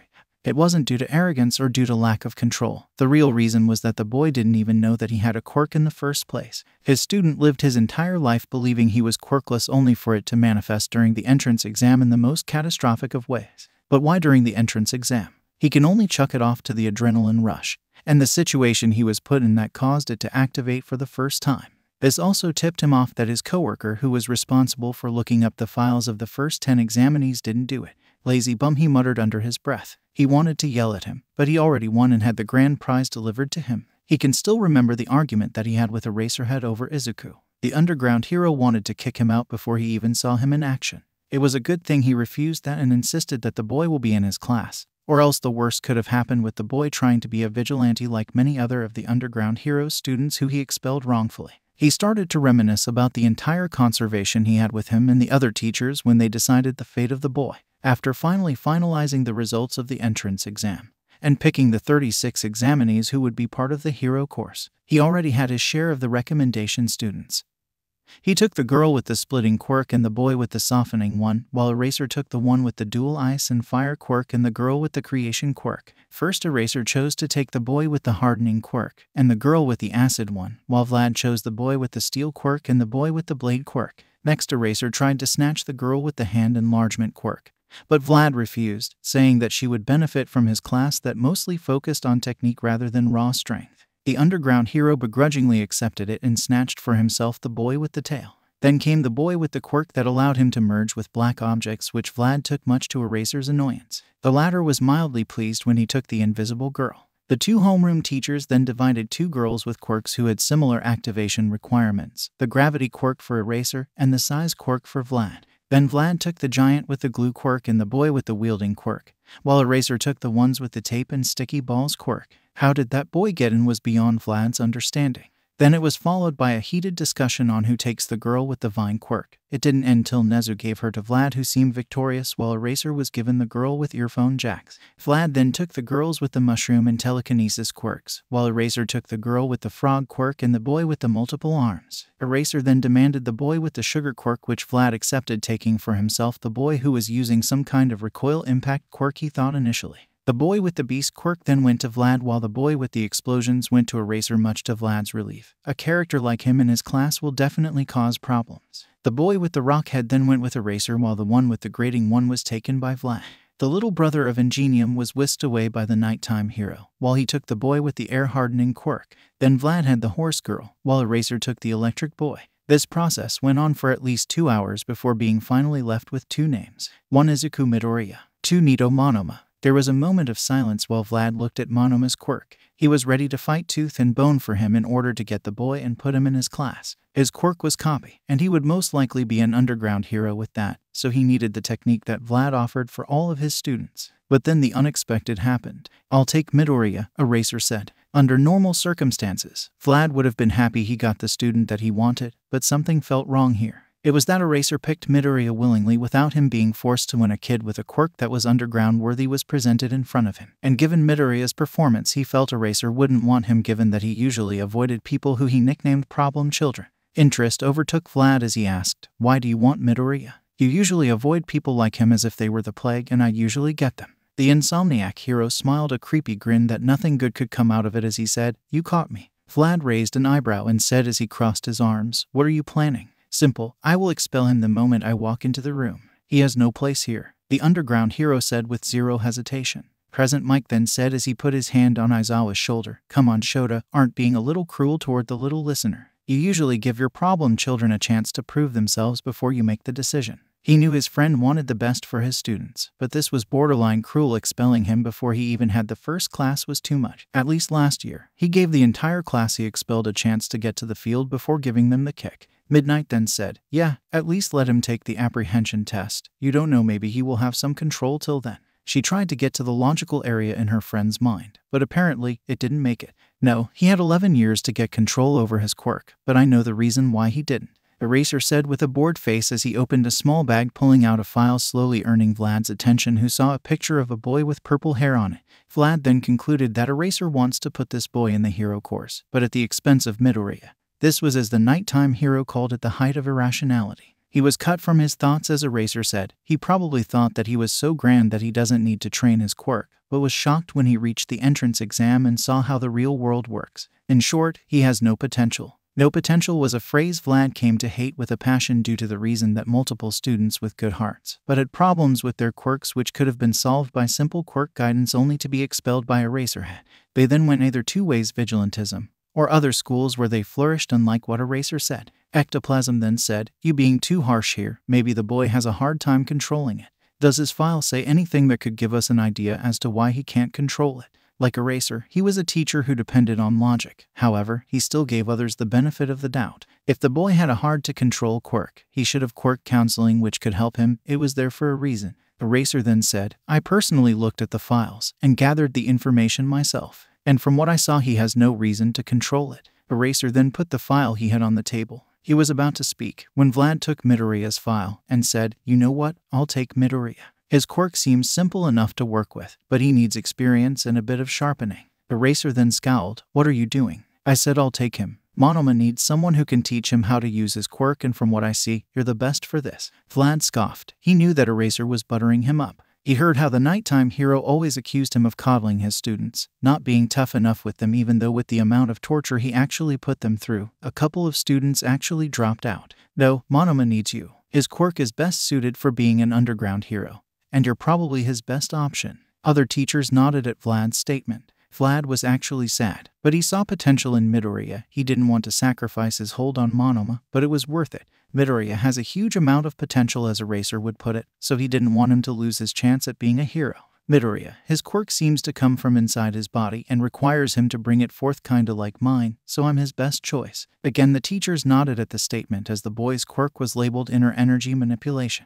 He can sympathize with that. He himself had a very hard quirk to control, so he was willing to help the boy out. The nighttime hero frowned. This was not going as he expected. He thought the moment he offered Monoma to Vlad, it will be over, but the other teacher had made it his mission to keep someone with no potential inside the hero course, so he thought of something. Okay, how about we reach a compromise? I'll put him in general studies, then in the sports festival. If he did well, I'll let him join next year while someone with more control over his quirk takes his place. This will be his wake-up call. The other teachers looked at him like he grew another head. Did he honestly think that the student he expelled will willingly study under him with a huge gap between him and the other students? He was basically setting him up to fail. No, I insist that I'll take the boy. I'll have the better luck in helping him master his quirk, Vlad insisted, hoping to avoid confrontation. Eraser then said, okay, I'll be frank. The boy has no potential whatsoever. He needs to be kicked out to give him the wake-up call that he needs and knock that inflated ego of his down a peg. No matter the circumstances, he has to have control over his quirk over those 11 years. Vlad lost his cool for a moment as he yelled, just let me give him a chance. Everyone was shocked by his yell since he was known as one of the most level-headed teachers. The reason why he screamed was that he knew how hard some quirks are to control. His quirk was a prime example. His blood control was difficult. He was only thankful that his teacher didn't give up on him. If he had someone like Eraser, he would have been kicked out of the hero course. Eraser didn't react too kindly to this and activated his quirk, saying, don't raise your voice. The two then continued to bicker back and forth with the other teachers trying to defuse it.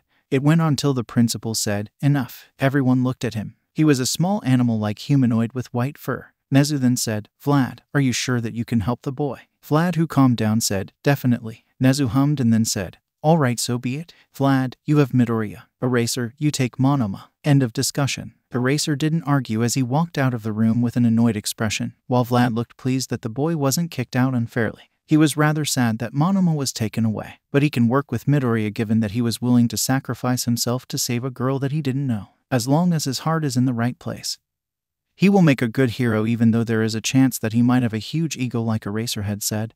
But he dealt with worse. Powerloader then said, well, that happened. Vlad then chose to leave the room to prepare for the lessons that will begin next spring. He walked outside saying, I really hope I don't regret this. And he didn't regret it. Although the boy was quirkless till not so long ago, he showed great control over his quirk during the apprehension test.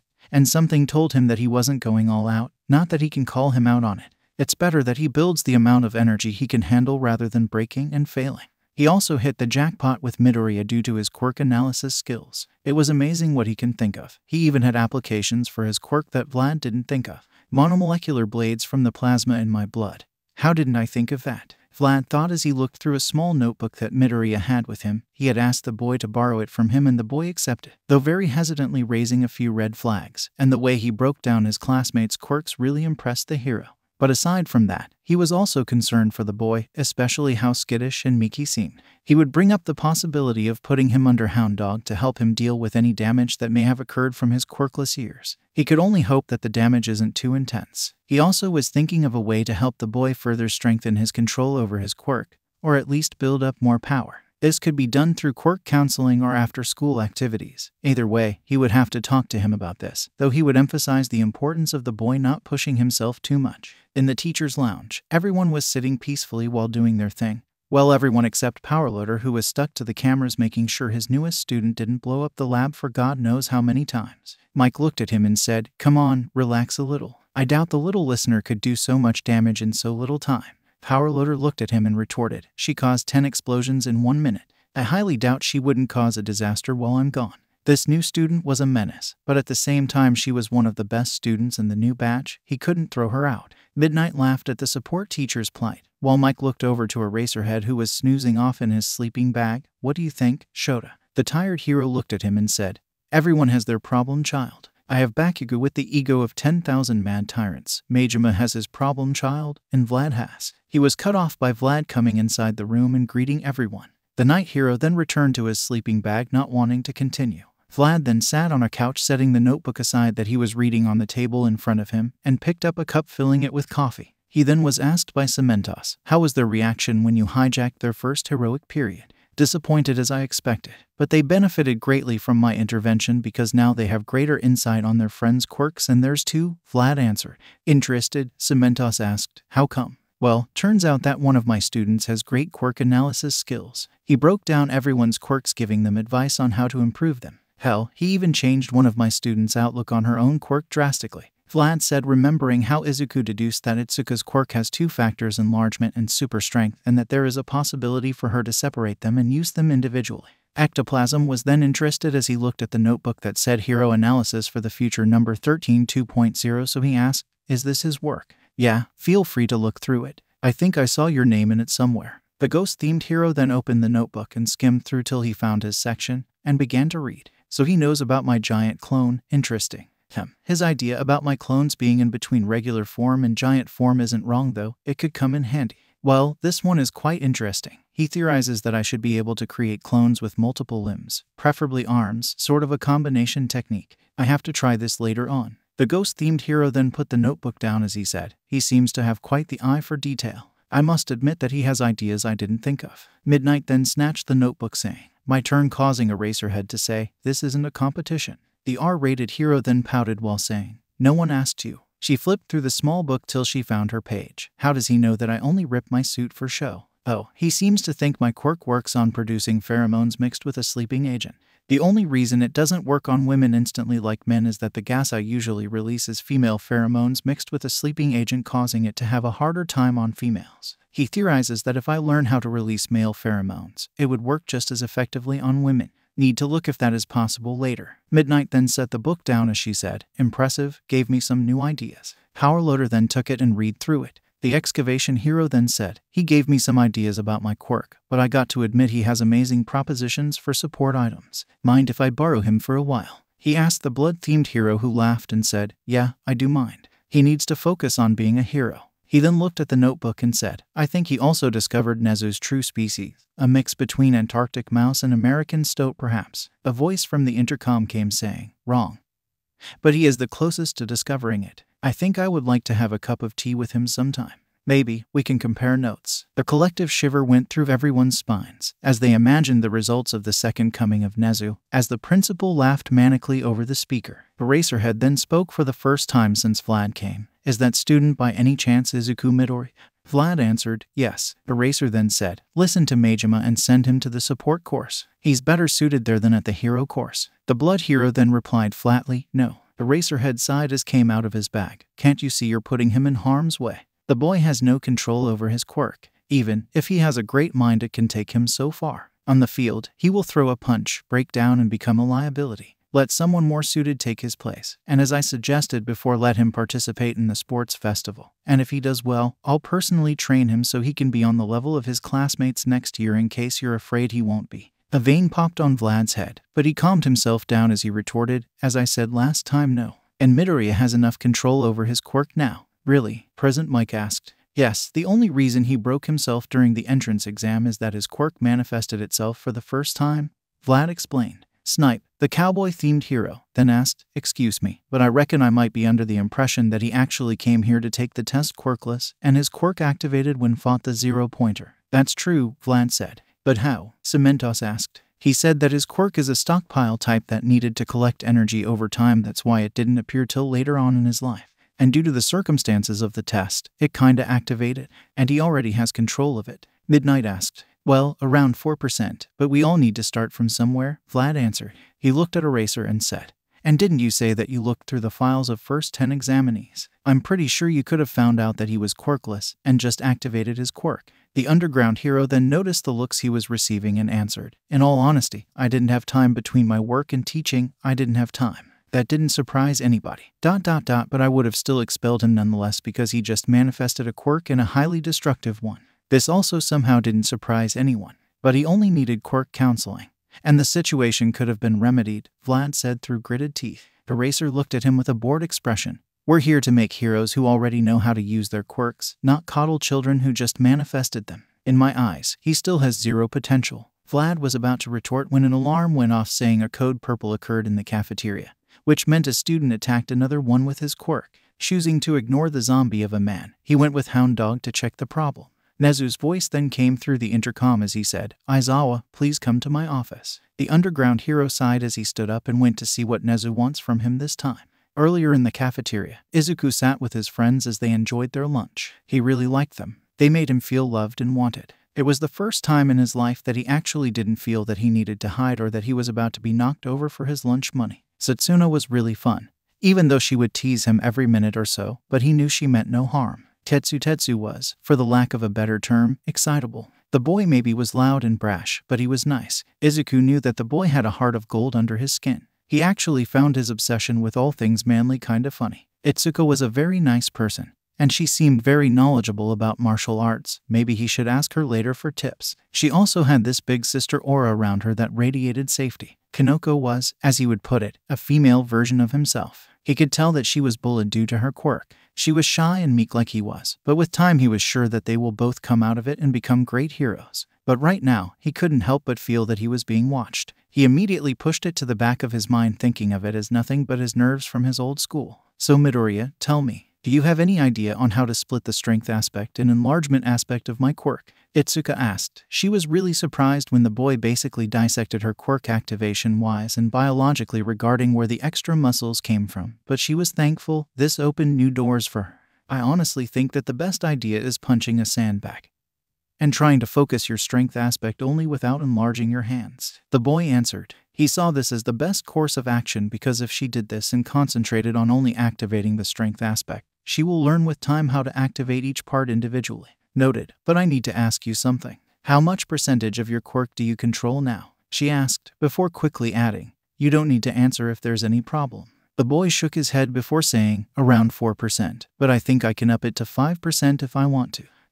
I should really invest in weights so I can increase the percentage since more muscle mass means more power that I can handle. The girl nodded at his reasoning. The boy went back to his lunch but noticed something in the distance, or rather someone. He noticed a pair of ivory horns with blonde hair standing confused in the cafeteria. The boy looked at his friends and said, should we be concerned about Pony? She seems kinda lost. Itsuka looked at her and said, yeah, we should probably get her. She is having a hard time learning Japanese. The boy then stood up and said, I'll be back. Setsuna then laughed and said, never say that in a horror movie or you'll die. The boy shook his head with a smile as he went to the girl to bring her to their table. He saw the girl trying to talk to people, but she was failing as everyone kept passing by her without paying attention to what she was saying. The boy then stood near her, grabbing her attention. She smiled and said, Midoriya, please help. She then added a puppy face with a small pouty look to ensure that the boy helped her. The boy felt his heart clench at how cute the girl was. Must protect, the boy thought to himself. The boy then spoke in English. Tsunotori, how about you go with me to sit with my friends? You seem kinda lost here. The girl's eyes sparkled as she began speaking. Midoriya, I forgot you can speak English. Thank you very much. It's hard being in Japan while being a foreigner. The girl then walked with him to the table.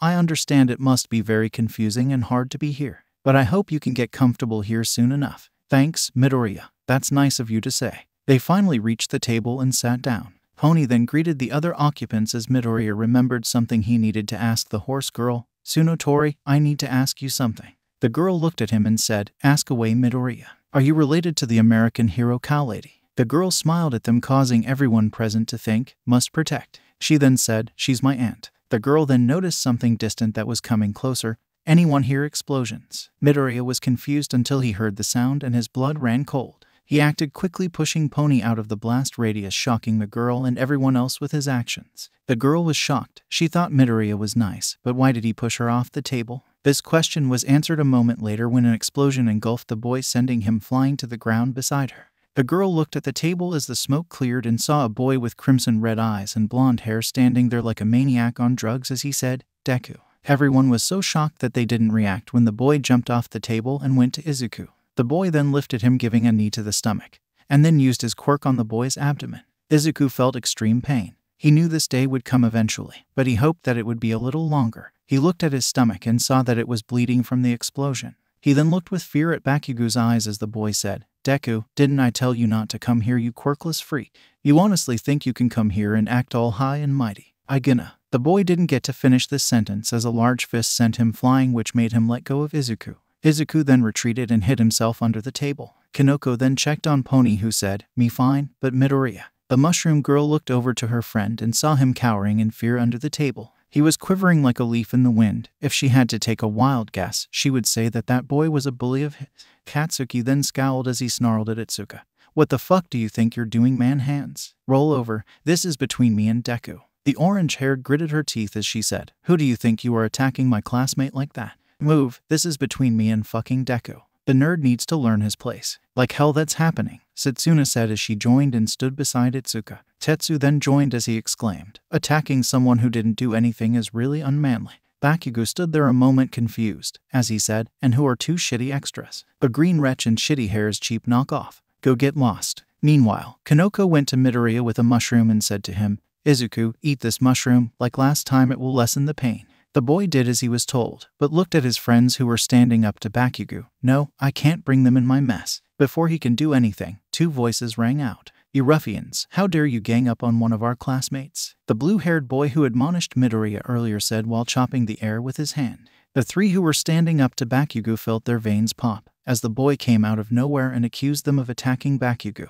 They didn't get to think too much as someone else spoke this time. My, the inferior class 1B is causing a problem with our class. No wonder they're trying to get. In a blink of an eye, Kendo was beside him as she neck-chopped the boy saying, Monoma, didn't you promise to tone it down a little? She looked at her friends and said, no worries, he's more bark than bite. I know him from my old school. She then let the boy fall down as she stood back with the others. She then looked at the blue-haired boy and said, and you, your classmate attacked ours. We're only defending ourselves. Bakugo shook his head as he said, now, I gonna say this once. Either you extras move so I can get to Deku and teach him his place or I'll blow you all up to Kingdom Come. The blue-haired boy, now fully understanding the situation, said, Bakugo, we shouldn't harass our fellow students. Fuck off, Four Eyes. This is between me and Deku. These extras are only in the way. The blonde-haired teen said as he approached only for Izuku to say, stop. The boy then slowly but fearfully walked up to him and said, leave them out of this. This is between you and me. Finally, you want to fight me, Deku. I'm gonna make you regret the day that you were born. Bakugo said with a crazy look in his eyes. But Setsuna tried to interject only for Izuku to cut her off, saying, it's okay. This is between me and him. The girl frowned as he approached the blonde hair. Now Deku, the boy said as he swung his arm, die. The blonde boy smiled a little, but he'd still need to show this worthless piece of shit his place. Once the smoke of his attack cleared, a muscular hand gripped him and lifted him in the air, causing him to shout, who the fuck are you? Be careful what you say because you're already on thin ice for attacking my students, Vlad said as he looked Katsuki straight in the eye. What? I was putting Deku in his place. Let go, I didn't do anything. This response didn't do anything except make Vlad angrier, so he simply neck-chopped the boy and then looked at his student who was on the ground with wide eyes. Midoriya, are you alright? Vlad asked the stunned student. Yeah, I think so. The boy answered quietly and winced from the pain in his abdomen. The large man sighed and said as he pulled a paper slip, here's a slip for recovery girl. Let Hound Dog take you. He then looked at the others and said, you can go with him as well, but make sure you all arrive to class on time. Vlad then took Bakugo to the principal's office. Hound Dog, who was there, looked at the other Wanna students and said, where are they part of this? Kendo then answered, no sir. Good, let's move then. The teacher ordered. On the way to the infirmary, Izuku and his friends walked together with Hound Dog. He looked at them and said, I'm sorry guys, I let you all get caught in my trouble. No worries, Greenie, but really who was that freak? Setsuna asked. Midoriya began to sweat, which grabbed Hound Dog's attention.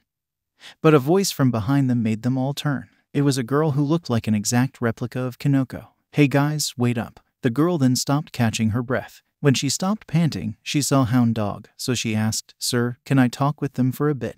The hero shrugged and said, as long as you're not late for class, that's fine by me. Also, Midoriya, when she's finished, join me in the infirmary. We're already here. The hero then entered through the door. The 6-1B students looked at the girl, especially Kanoko, who said, whoa, you look just like me. The girl looked at her and said, wow, I know, right? The girl chuckled a little before bowing and saying, I'm sorry for what my classmates did. Please don't think that class 1 are bad people. Only Bakugo acts that way. Itsuka then said, don't worry. We don't think like that. But please keep that guy away from Midoriya and also the blue-haired guy because he seems to have something against Midoriya. Monoma. I know him personally, and he only does this for show. He really has a good heart under that big ego of his. Blue-haired. Do you mean Eda? Oh no, you got him all wrong. He's just a little bit too earnest sometimes, and tends to jump to conclusions. The girl said before realizing she haven't said her name. Oh, I'm so sorry, I'm Achako Uraraka. Okay, it's nice to meet Uraraka, but still keep the blue-haired boy away from Midoriya, Itsuka said, but then added, I'm Itsuka Kendo by the way. Tetsu Tatsu Tetsu Tatsu, Setsuna Takage, Ponitsuna Tori, Kanoko Komori, Izuku Midoriya. The green-haired teen asked, but are you the nice girl who tried to give me her points? He asked just to be sure since last time. He jumped to conclusions. The girl then looked at him and something flashed in her eyes. You're the falling boy. Thank you very much for saving me, she said before blushing hard and saying, Yeah, that was me. I thought it would be only fair that I give you something in return. Thanks. He suddenly felt something press on his back, as Setsuna laid on him and said in a dramatic voice, Izu, is this the new woman of yours? Not only did you cheat on me with the mushroom girl on the first day, but now this one too. How could you? Izuku and Kinoko then turned a bright red as they tried to put an answer while Ochako stood there clueless, as she said, what? Setsuna then laughed and said, calm down, Greenie, I kidding. Midoriya caught his breath, but then Ochako asked, Midoriya, can I know why Bakugo attacked you? You're so nice, and he totally attacked like a villain today. As if something flipped in Izuku's head, he actually began to defend his bully? What? Kaken, a villain? That's impossible. He's going to be a great hero one day, and I know that. He has a great quirk. His friends were dumbfounded by the fact that he was defending his bully. Even Ochako was confused, and asked, do you know him in any way? The boy smiled as he rubbed the back of his head. Yeah, we're childhood friends. Tetsu wanted to say something, but was silenced by Setsuna, who elbowed him in the gut before saying, Greenie, why don't you enter the infirmary? We don't want to be late to class, now do we? The boy then quickly entered and the sounds of shouting could be heard, presumably Recovery Girl chewing him out for getting injured again. Ochako then said, well, I need to go guys, and like I said before, I'm really sorry for what happened. And then she went back to her friends. Tetsu then said, why did you hit me in the gut? It's because you were about to say something stupid, Setsuna replied. What do you mean? You were about to call out Midoriya for saying the blonde ass was his friend. Shouldn't we do that? Kinoko asked. No, at least not this way. Didn't you remember what Midoriya said? He was quirkless for his whole life. Yeah, but that means that the blonde was his bully, not his friend. Shouldn't point that out, Kendo inquired. No, Midoriya is clearly suffering from a case of Stockholm Syndrome. What's that? Tetsu asked. It's a case where a victim gets attached to its abuser or in most cases kidnapper. But why? Kendo asked. He was quirkless. He didn't have friends. That explosive ass was probably the only person who talked to him, so he offered some kind of sick toxic relationship with Greenie. And given that quirkless students usually aren't in any teacher's good graces, he must have been taught that the ass will be a great hero while he will be nothing. She finished shocking everyone through her explanation. Tetsu asked, how do you know that? My sister studies psychology, Setsuna answered. As enlightening as that was, we can't just let him do that to himself, Kendo stated, with Kinoko trying to hold back her tears seeing how much her friend have suffered. No, we won't. We will help him slowly and let him see how Blasty isn't his friend, Setsuna said. And then added, I'm also pretty sure Hound Dog heard everything and is planning to give him therapy. Back in the infirmary, Recovery Girl was smacking Izuku on his head with her cane as she said, didn't I tell you to stop hurting yourself? The boy rubbed his head as he said, it couldn't be helped this time. Hound Dog then added, he's alright. The old woman then looked at the dog hero and said, you stay quiet. Don't think I forgot last year's fiasco, she said, reminding him of a training exercise where he went a little bit too wild for the students' taste. The number of injuries was huge. He was only grateful that the students actually found it fun and weren't severely injured.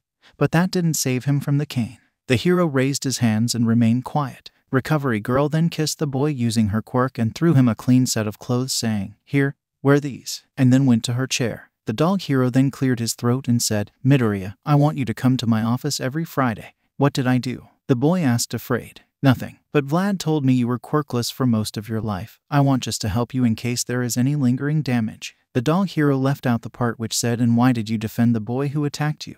Okay, the boy answered. Good, now that you're finished here, go with your friends. Your English class is about to begin. The dog hero said. The boy then walked out, and the hero could hear talking as the students went away. He muttered under his breath, poor kid. Back in the principal's office, the nighttime hero sat as he looked at the animal who he preferred to call the rat god. He finally asked, what do you want? I'm a busy person. Nezu smiled, always to the point, Aizawa. I merely wanted to have a chat with you. Is that so wrong? The nighttime hero frowned. What do you want to talk about? Nezu said, I want to have a chat about what you and Vlad talked about. Aizawa gritted his teeth. The child has no potential. He only manifested his quirk. He's a liability, and I believe you think that you have potential. If I may remind you, you entered this course through the sports festival unlike our friend Midoriya who entered it through the entrance exam. Shinso, the student that you want to replace Midoriya with earned no points whatsoever. The entrance exam is illogical. It favors those with combat-related quirks, unlike mine and Shinso. Eraser tried to talk, but Nezu cut him off. But what about the rescue points that our friend Midoriya has earned, which may I remind you could have been earned by both of you, yet you both forgot the importance of saving lives. The nighttime hero couldn't retort because he saw that there were several cases where Shinso could have saved someone but didn't do despite regarding the treatment he received while growing up. Then Nezu said, let's watch something now, shall we? He then opened a video that showed the cafeteria. He then pointed the video at Midoriya. Eraser sighed as he said, "The problem child. What do you want, Nezu? Is this some attempt to change my mind? Because it won't." "No, please watch. I think it will be interesting," Nezu said with a mischievous gleam in his eyes. He watched as the problem child talked with his friends, and then walked up to the exchange student, which he was thankful not to have. He didn't have time to coddle students. "Leave that to Vlad." "What are you doing? I don't see a point in any of this." Eraser spoke with annoyance. He didn't have time to see the problem child socialize. Sure, he felt bad for the boy being quirkless for most of his life and treated badly for something he can't control. But this same concern made him want to put the boy away from the hero course till he can fully control his quirk. He wasn't doing it out of hate, but rather the concern for the boy's well-being against people who had their quirks for most of their lives. If he was a horse, he would at the end of the race. He honestly thought that the boy's best chance to succeed would be putting in general studies to give him time to master his quirk. And he will train him so next year he would be on the same level as his classmates if he gave him a good show at the sports festival. "Oh no, wait, the best part is coming," Nezu said. "Look closely." The night hero looked at the feed and saw something that made him smack his forehead. His problem child, Bakugo, attacked Midoriya out of nowhere. Wonderful. Now Ida and Monoma join the fray. The former will give a serious headache for how stiff he is and how he always jumps to conclusions without thinking. And the latter, well, he knows the boy is all bark and no bait at all. So Aizawa have anything to say? He needed to think carefully because he was literally walking on thin ice now. He was about to answer when Vlad opened the door. "Nezu, I demand you expel this student immediately," Vlad said, making Aizawa scowl. He can't deny such a request given that he knew how Vlad tried his students like his own children. But at the same time, leaving Bakugo unchecked is like putting him on a villain track. "I'm sorry, I can't do that," Nezu said calmly. Before Vlad can argue, Nezu explained, "Imagine if someone like Bakugo went on his own with his destructive quirk, he would attract villains hoping to recruit him. Can you see the danger in letting him loose?" Even though Nezu knew that if Bakugo turned to villainy, that would be on the boy, not the school. But expelling him for only one offense would become some sort of martyr story to the boy if he decided to become a villain. He didn't want to give Bakugo any reason to say that Yue has wronged him. He would give him a chance to become better, and if that fails, he knows what he has to do. The huge teacher gritted his teeth as he sighed. "Fine, but I want him to write an apology letter for Midoriya and have detention for the entire year." "That could be arranged," Nezu said as Aizawa breathed a sigh of relief. The principal then pointed to a chair and said, "Put him down." The man did so, and gave Aizawa a look that said, "Keep him away from my students." The underground hero sighed as he couldn't fault him for being angry. "Aizawa," the teacher gulped as he looked, "wake him up." The underground hero sighed as he flicked the boy on his forehead, causing him to jolt as he yelled, "Fucking Deku." He noticed that he wasn't in the cafeteria, and noticed that he was with the hobo and some kind of rat. He asked, "Who the fuck are you?" "Who I am isn't of any importance right now. What is important is that you need to know that I'm the principal, and you're in quite the pickle here, young man," the boy wanted to shout, but Nezu cut him off, saying, "You're already on thin ice, so be careful of what you say and speak." Bakugo then felt a shiver as he felt his mouth grow dry and clamp itself shut. Nezu smiled as he saw how the boy can sense danger and said, "Can I ask, why did you attack one Izuku Midori? He's a fucking Deku that needs to be reminded of his place." The boy answered, and to him, this was enough. This was always the case, and no one ever cared. "Not good enough," Nezu spoke and then added, "But given that you attacked a student unprovoked with the intent of harming him, I'm within my full authority to hand you over to the police for illegal quirk usage, expel you from the hero course, and give you a one-way ticket to our lovely prison Tartarus." He looked at the boy whose face lost color from fear. Oh, how he loved his reaction. People who think that they're all grand and almighty only for reality to smack them hard in the face. "Deku, this all your fucking fault," Bakugo thought as Nezu continued. "But the only reason I'm not doing that due to my fear of setting you on the course of becoming a villain."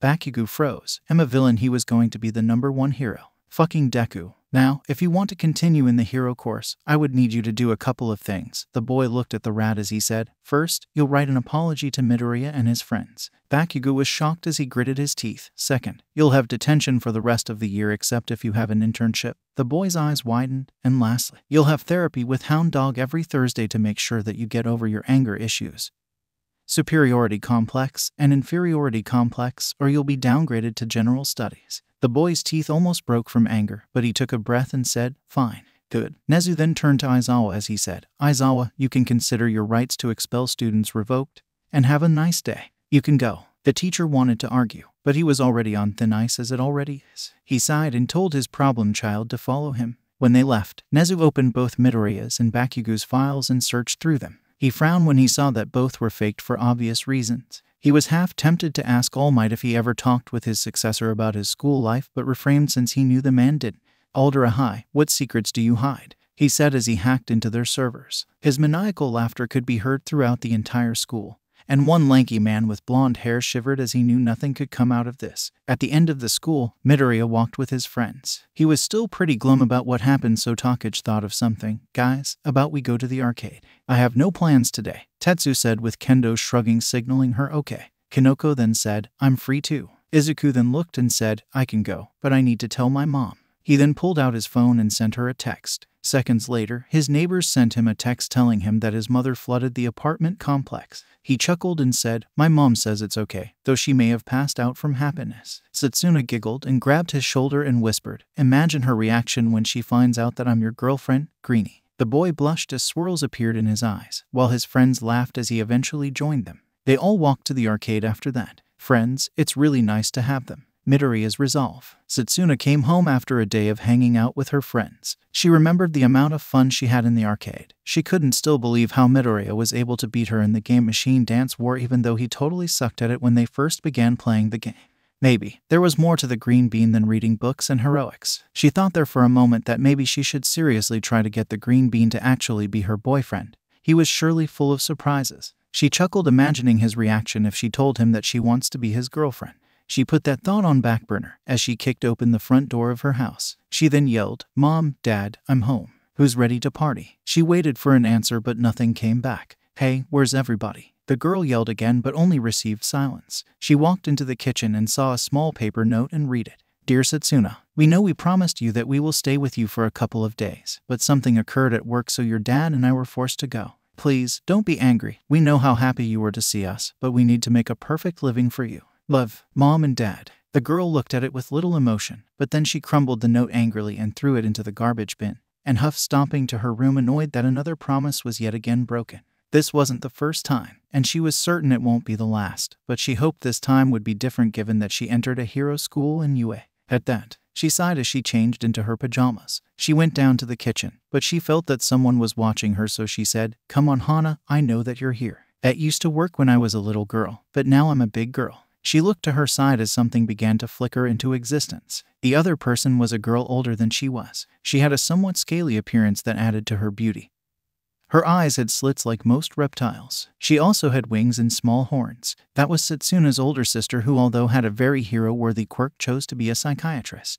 And here, they say you don't have a very strong sense of spatial awareness. The older one teased before she took a softer voice and said, So how are you doing, sis? The girl sighed as she sat at a table and began to eat her noodles. What do you think? Come, Set. You know that Mom and Dad want nothing more than to spend time with you, but... The older tried to talk, but was cut off. But what? I only ask for 2 days so that I can see my parents. See them and spend time with them, that is. I only see them when they come like the Walking Dead. They sleep and eat alone, and that's when they don't pull an all-nighter, which happens like every single day. Hana rubbed her forehead as she sighed. Listen, they are only doing this because they care, and they want to make a good living for us. At least, they came for the first of school. Yeah, whatever. I heard it all before, Setsuna said as she pouted. The older one then smiled and picked up her phone as she said, Other than this recurring childish behavior. The younger girl then stuck her tongue out. Let's talk about your new boy toy that I saw you have a picture with. The young girl blushed a little as she said, Midoriya is only a friend, but he's also a work in progress. The older one smiled, revealing a set of sharp teeth, as she began her teasing, Work in progress, so you do like him? Tell me now, did you kiss him? Did you hug him yet? Come on, don't forget anything. I love the small details. The smaller girl blushed heavily. Her sister is one of the only people who can make her blush, even if it was normal teasing material. No, I mean, it's not what I mean. Setsuna began to stutter a reply, but her sister's laughter drowned her out, causing Setsuna to yell, Stop it, it's not that funny anyway. Hana then rubbed her head as she said, Clam down, shrub. You can dish it, but can't take it. You're seriously one of a kind, Set. The younger one pouted at the older sibling, but then took a serious look and said, Hey sis, I want to ask, how can I help a person who's suffering from some type of Stockholm syndrome? The older one took a thinking position. It depends on how he is attached to that person. Well, he sees him as a good person, even though he attacked him in the cafeteria. He says he will become a hero even though the person in question acts more like a villain. Setsuna explained. Seems bad, but it could have been worse. Well, seeing that you're using he instead of she, I guess you're talking about your new boy toy, since that Buckethead has nothing of this sort on him. You seem to care for him a lot. Are you sure that you don't love him?" The older one said, making the younger sigh as she wasn't in the mood for her sister's antics. The older, seeing the unamused look she was receiving, coughed in her hand as she said, "Well, the best I can offer is that you can try to let him see that he isn't a friend. Point out that what he's doing to your friend is wrong. Though, you should seriously tell him to have therapy. It's the best solution. Plus, you can go there for emotional support." The younger one hummed at her sister's suggestions as remembered hearing Hound Dog telling Midoriya to go see him every Friday. "Well, that takes care of that. Thanks, sis," Setsuna said with a smile on her face. The older one hugged her and said, "Come on, let's go watch a movie. I have some old pre-Quirk movies I know that you would love to watch." They then walked to the sitting room together. The next day at UA, the entire class was buzzing with excitement as they were the first class to meet the new heroics teacher, given that their schedule made it such that they had heroics classes in the morning and regular classes during the afternoon. "Man, who do you think he's going to be?" Tetsu asked in excitement as he waited for the new teacher to arrive. "Whoever he is, he's going to be manly." Kendo sighed at Tetsu's excitement, but she couldn't fault him as she said herself, "I can't wait. I'm really excited to see how he is." "What do you think, Midoriya?" The green-haired boy smiled and said, "Whoever he is, I'm sure he has to be a numbered hero, or they wouldn't have made his identity a secret. He already knew who he was, but he couldn't reveal it, or their relationship with each other will be revealed. No one needs to know that he was the successor of All Might yet, and he hoped there will be no need for that either, and hopefully never." Kinoko then added, saying, "I suppose what you said is true, Izuku. They won't make it such a secret if that wasn't the case." Setsuna then put her floating head on top of Midoriya's, making him blush. "So who might it be?" "I really hope it's Maruko. She's so badass and I'm sure she will be an awesome teacher." The others looked at her and nodded their heads, knowing that having the rabbit hero as a teacher will be amazing, given that she's one of the strongest heroes out there. The door then slid open, revealing Vlad King. The class looked at him and Kendo asked, "Vlad-sensei, where's the new teacher?" The blood hero looked at her and said, "Well, he's coming to your class if you're worried about that." The class sighed in relief as they thought they would have to go through another torture session like last time. But they counted their chickens a little bit early. "I just wanted to accompany you to do some warm-ups before you start the lesson today." Some students who were on the more physical side of the spectrum sighed. Others like Rin went pale white as his legs and arms still hurt him from yesterday, while people like Rikio had their souls leave their bodies. Murmurs of displeasure began to fill the class. So Vlad yelled at them, "Come on, maggots, if a little training regime and you throw the towel, what will happen if you fought a villain? Nag him to death. This is the hero course. If you can't deal with it, then go." The door is open and there are a lot of general studies students who wish to be in your place. The students then went quiet as they processed his words and lowered their heads in shame. Seeing that his students learned their lesson, he said, "Good, a couple more minutes and you meet the new heroics teacher." This managed to lift the class's spirit as they returned to talking about who might be the new heroics teacher. Vlad then looked at Midoriya and went to him. He cleared his throat as he said, "Midoriya, I would like to return your quirk analysis notebook. I have to admit that the contents in there were so good that they even attracted the attention of Nezu, and that says something."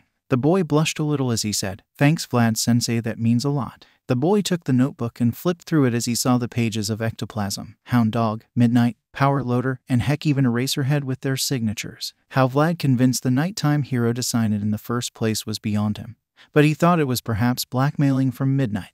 The notebook was then snatched from his hand by a disembodied hand, and it went to Setsuna, who was smiling. She looked at the notebook and asked, "Is this where you keep all the notes about us, Greenie? Let me have a look." Kendo then approached her and said, "Yeah, I'm interested in what he wrote about us too. Please, give it back," Izuku said in a small meek voice. But it held something else that was quickly caught by Kinoko, who felt like this before when her bullies messed with her stuff. It was malice and anger. "I think it's for the best that we give the notebook back to Izuku," Kinoko said, hoping to avoid a confrontation. "Come on, what's the worst that?" She didn't get to finish that sentence as the book was snatched from her hand by Izuku, surprising everyone that the meek-looking boy did this. The waste was so shocked that he said, "Hot damn, it's always the silent boy." He was promptly whacked over the head by Shizaki, who frowned at the foul language as she called it. Midoriya was even shocked by his actions, causing him to blush. And then promptly bow, saying, "I'm so sorry, Takage, but I just don't like anyone touching my notebook. The last time that happened, my work went up in flames and I had to rewrite it all." The girl, though shocked, felt a spike of anger rise through her as she understood what happened.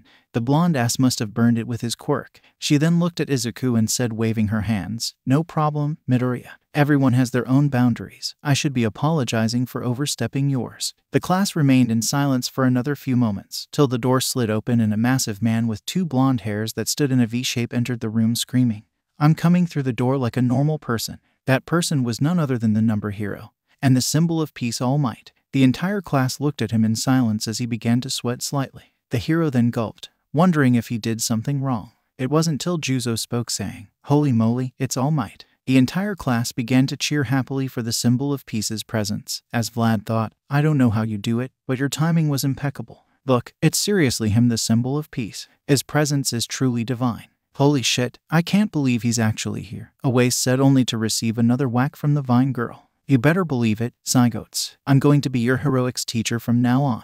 But first, before we begin our training, you know that any hero without his costume isn't complete, so everyone, take your suits and meet me and Vlad King on the training ground Gamma. The large hero said as cases emerged from beside everyone containing their hero costumes. He then added, and today's lesson is going to be combat training Gamma. Toguru smiled as he said, combat training. This is going to be fun. The number 1 hero and the blood-themed hero then walked together to the training grounds while the students went to the changing room to get in their costumes. Setsuna then approached Izuku and whispered in his ear, I can't wait to see you in your costume, and I can't wait to see your reaction when you see mine. The boy then felt steam come out of his ears as he tried to calm down his heart rate. A couple of minutes later in training grounds Gamma, everyone was ready and in their costumes. Setsuna then came out with her costume that was, for the lack of a better term, provocative. She was wearing a blue skin-tight suit that complemented her body. It was so revealing that Kanoko blushed when she saw it. Don't you think that this is a little bit overboard? Setsuna. The mushroom girl asked. She was wearing a cute mushroom dress with red and white polka dots. Think about it. The villains get distracted by my body. And then out of nowhere a fist to the face. He gets knocked out, and then the day is saved. The lizard girl said while laughing. I don't think that's how it works, Kendo stated. She was wearing a turquoise martial arts dress with a corset under her chest. On her face, she had a domino mask. Man, you all look so manly. Your costumes are so cool, Tetsu said as he shed some crocodile tears. He was wearing a dark green jumpsuit cut just below the chest with baggy pants in addition to wearing a mouth guard on his face. Setsuna then walked over to him swaying her hips and said, So, what do you think of my costume, Tetsu? The boy simply stared at her blankly, before lifting his hand and covered a small piece of it with metal and flicked her on the forehead as he said, Yeah, that ship sailed way back, those tricks won't work on me anymore. She smiled at him and said, But you still get flustered whenever my sister says hi, don't tell me you have a crush on her. This made the sliver-haired teen blush as the girl raised her arms and yelled, Yes, I've succeeded. She made both Kanoko and Itsuka sweat drop at the girl's behavior. Kanoko then looked around and said, Does anyone see Izuku? I thought he should have finished by now. The other 3 looked around confused for a moment, and Itsuka said, Now, let's not worry. It's not like he's going to get into a problem in the changing room. I don't know about that. I'm just afraid that the blonde guy, Kanoko tried to say, but her voice was drowned out by All Might's laughter as he came near the aspiring heroes saying, You all have such wonderful costumes. They definitely look good on you. I can't wait to see you all in action, but is everyone here? Vlad said he needs you all for something important. The hero students then shivered looking at their homeroom teacher as they imagined what kind of hell he'll put them through today. Itsuka raised her hand and when the teacher nodded, she spoke, Sir, Midoriya hasn't arrived yet. The girl didn't get to fully lower her hand as footsteps were heard from the tunnel near them. Tetsu then said, Man, I bet Midoriya's costume is going to be super manly. When Izuku finally exited the tunnel, to say people were shocked by his hero costume would be an understatement of the century. He was wearing a full-body green jumpsuit with a utility belt around his waist. And also on his face was a mouth guard that resembled All Might's smile in addition to 2 bunny-like ears on the top of his hood. All Might, who was on the side, tried to suppress his laughter as he thought, Young Midoriya, I know that you look up to me, but that's way too obvious. Laughter echoed through the room as everyone looked at Toguru, who was wearing a black cloak above black pants with a small black mask over his eyes. Noticing the looks he was receiving, he tried to hold in his laughter, but couldn't as he said, It's just way too funny. Who in their right mind made this abomination? Jiroda then came next to him and said, Now, this isn't a way how a future hero acts. I'm sure some designer worked very hard to make it.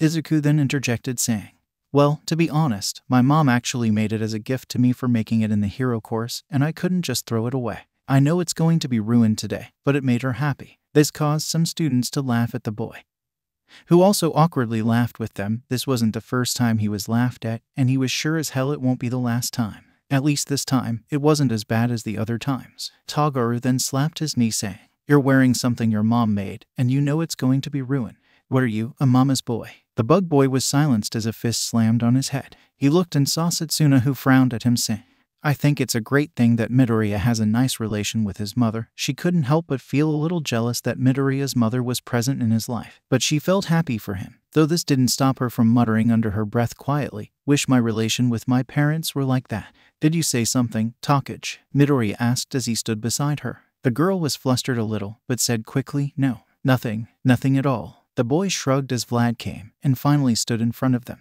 The giant man then yelled, "Everyone listen, we'll start our warm-ups right now." Once he saw that he grabbed everyone's attention, he said, "Okay maggots, listen up, you won't do much. You'll just do 100 push-ups, 100 pull-ups, 100 squats, and run around the battleground 5 times. The students looked at him with wide eyes. He chuckled at their reaction.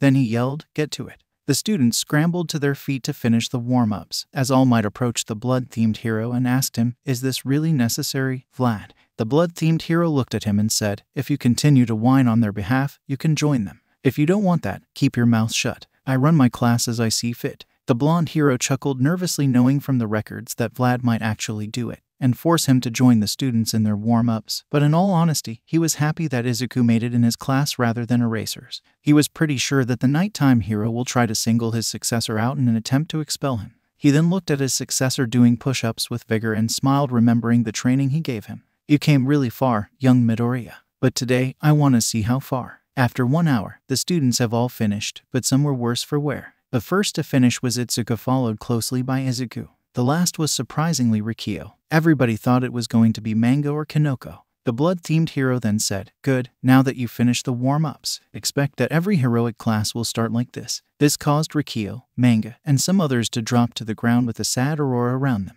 The man then left the training ground, ushering with his hand for All Might to start. The blonde hero then said with a loud laugh, "Well, now that you students finished your warm-ups, we can begin the combat training lesson. The case which we are going to work with is anti-personnel training." Murmurs began to rise among the students as they thought about what the teacher said, but Yui raised her hand. When the blonde hero nodded his head, she asked with an expressionless voice, "Sir, don't you think that we're moving too fast? I thought the first lesson might be some sparring matches between students. I mean, shouldn't we wait till we have more experience?" The blonde hero smiled as he said, "You're on point there, young Kodai, but the experience you're talking about will be gained through the battle training you'll be doing today. And the best way to gain this experience is by first-hand application. Don't you agree with me?" The girl nodded her head. The blonde then said in a loud voice, "Most of the hero's work takes place indoors rather than outdoors. So today, we're going to work on this aspect. You're going to learn how to fight a villain in a closed environment.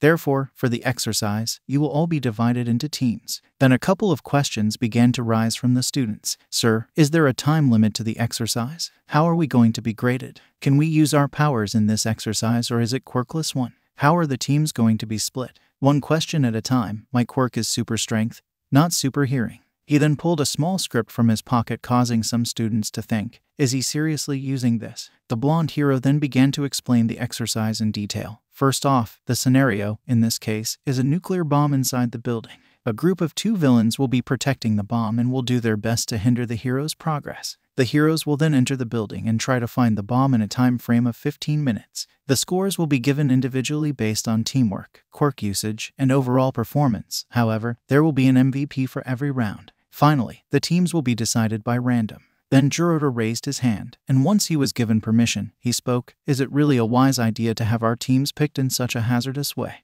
I'm sure there is a more beneficial way to pick the teams." Before the hero can respond, Izuku answered the fur-covered team. "Actually, if you think about it, this is the best way to do it. Since in regular hero work you don't pick who you are working with, you have to team up with any hero present at the scene or the closet proximity." The beast-like student then nodded his head saying, "I see, thanks Sir Midoriya." He then looked at All Might and bowed saying, "I apologize for the interruption." The large hero smiled at the student. "No problem, young Shishida." He then picked a box and ushered for the students to come near it. "Come on now students, everyone come here," and drew a ball to see on which team you are. One by one the students took turns picking a ball from the box, and when Midoriya picked one of the balls, it had the letter D on it. He looked at his friends and raised the ball, hoping that one of them was on his team, but to his dismay, it wasn't. Kendo had the letter A, Setsuna had F, Kanoko had G, and Tetsu also had A. The boy then frowned a little as he said, "I guess I'm going to be alone." But then he looked at his friends with a strong expression as he said, "Don't expect me to go easy on any of you, and also please don't go easy on me too. I want you all to give it your best." Tetsu then cried, saying how Midoriya is being manly, while the girls smiled, or in Kanoko's case gave him a thumbs up. The mushroom girl then felt her shoulder being tapped. She turned around and saw Kiwaro holding a ball that said G on it. The boy smiled at her and said, "Guess we're teammates then." The girl felt very uncomfortable away from her friends, but steeled herself since she can't depend on them forever. She smiled at the boy and said, I guess we are. Midoriya then asked out loud, who has the letter D? A loud groan from his side caught his attention as Toguro came to his side and said, please say that you're kidding me. Midoriya then slumped as he thought, wonderful, just wonderful. I'm afraid not. The green-haired boy answered. The bug boy then replied, just stay out of my way, and I'll win the exercise for both of us. Midoriya didn't argue, hoping that when their round begins the bug boy would change his mind. Then the teams were announced. Team A, Kendo and Tetsu. Team B, Inagi and Kodai. Team C, Shishida and Shozaki. Team D, Midoriya and Kamakiri. Team E, Tsunotori and Fukadashi. Team F, Takage and Shoda. Team G, Komori and Kiwara. Team H, Rin and Bondo. Team I, Awase and Kaibara. Team J, Tsuburaba and Honuki. The giant then came upon them as he laughed, saying, wonderful, now that the teams were picked, we'll also pick who will be going against whom. The blonde man then revealed another box that had the word hero on it and picked up a ball that said D, and then picked another ball with the letter C from another box with a villain label on it.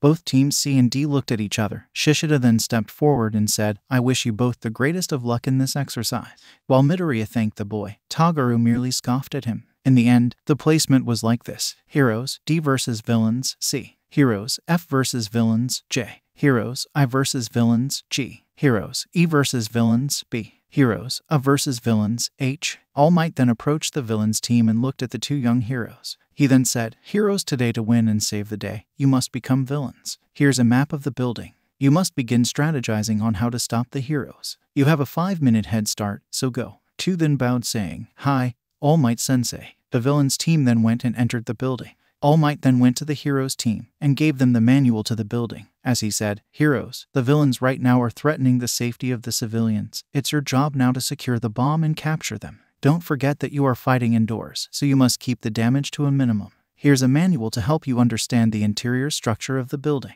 Good luck, heroes. You have 5 minutes before you enter the building to come up with a plan to defeat the villains and secure the bomb. The hero then retreated to the viewing room. Midoriya then looked at the manual and said, I think that the bomb might be on the 5th floor. Given that Shizaki's quirk gives her the perfect defense, it would be reasonable to assume that she will be protecting it. In that case, Shishida will be the one going to confront us, so if we fight him together we'll be able to defeat him and then go on to secure the bomb. Midoriya was cut off by the bug boy, who said, be quiet. I told you to stay out of my way. You're only going to slow me down. But you can't win this alone. Shishida is a strong opponent with a strength-enhancing quirk. You can't expect to defeat him that easily on your own. We need to work together, Izuku said, trying to get his teammate to cooperate. The boy looked at him with an unamused look and said, listen, nothing personal, but you're only getting in the way. You just manifested your quirk, and you don't have control over it, which means you're going to break down. Izuku couldn't say the boy wasn't technically wrong, but he had enough of people walking all over, so he said, no, I can control it. A small piece of it, but if you had to go higher, you would break. The Blade Boy said, so stay here. Midoriya then sighed, but he wasn't deterred. He was going to show that he was worthy of being in this course, whether Toguro liked it or not. He looked at his watch and saw that there were 2 more minutes, so he began to think of a plan to win the exercise, and hopefully make it look like he was working with his teammate. Back in the viewing room, Setsuna said, I don't like this. Her friends looked at her, and Itsuka asked, why not? Just look at the heroes team. The others looked at Izuku and Toguro, who were standing there without talking to each other. Kinoko then said, shouldn't they be? I don't know planning how to win this exercise. The others looked again and frowned. Tetsu then said, I heard that Kamakiri wasn't planning to work with Midoriya, but I thought he was kidding. That's really unmanly of him. In the building, Shishida and Shizaki stood beside the bomb, as they began to talk about their plan to defend the bomb and defeat the heroes. So Lady Shizaki, I think the best course of action is that I go and confront the heroes while you stay up here and defend the bomb, given that your quirk offers the best offensive and defensive capabilities. Shishida explained his plan while the girl listened to his plan carefully. The girl nodded his head as she said, I agree with you, Shishida, though I emphasize that you must take Kamakiri out first, since I don't know if his quirk is strong enough to cut my vines or not, but I don't want to take any chances. The boy nodded his head. I also think we shouldn't underestimate Sir Midoriya. Even though he doesn't have experience with his quirk, his intelligence is something that shouldn't be taken lightly. The girl looked at him confused, before remembering how Izuku was able to dissect everyone's quirks in mere moments after every presentation. She then said, noted. Both are highly dangerous. While one is battle-thirsty with his quirk to boost it, the other one is a highly tactical mind. Such an unholy team. But we still have an advantage, given that Kamakiri doesn't seem to like Midoriya that much. The boy nodded as he heard All Might. Time's up. "Heroes, you can enter the building." The declaration was followed by what seemed like mad laughter echoing through the building. Shishida then walked out of the room, but gave Shiozaki one last look before he left. "If I return to this room and seem out of control, tie me up since my quirk's drawback must have kicked in." The girl nodded as the boy walked out. He then turned into his beast form. As he tried to keep himself in control, focus. "I should seriously try Sir Midoriya's advice and meditate to control my beast mode more efficiently." Tagaru was in the zone as he ran through the corridors of the building. He looked around the rooms, hoping to find the bomb. He was going to end this exercise as quickly as possible, and he will win it. He only hoped the lame-ass stutter doesn't get in his way and interrupt his work. He didn't want someone to help him to win this thing. He stopped as he heard heavy footsteps coming from the top of the building. He smiled as he knew that Bigfoot was on the move. He ran as quickly as possible to disable him, and he readied his capture tape. He stood there for a moment, before a giant paw smashed the ground in front of him, but he managed to dodge it. "Barely. Shit, he almost got me," Tagaru said as he made two blades come out of his wrists and looked at the giant furry student. "Come on, Bigfoot, let me see what you're made of. I'll beat your ass in 3 seconds flat." The giant student snarled at him as he lunged at the boy, smashing his fist into the wall when the smaller boy jumped away from there. Tagaru then jumped at him while slashing his blade at his forearm, causing the giant student to howl in pain. Tagaru then said, "Not so tough now." The boy was then slammed into a wall by a furry fist but pulled himself out of it even if he felt a little bit dizzy and then said, "Lucky shot." The boy then jumped at the beast-like student, brandishing his blades. He was shocked when the giant boy smirked at him as he dug his claws into the ground and lifted a chunk of rock. Shishida put the rock in front of him, causing Tagaru's blades to clash on it.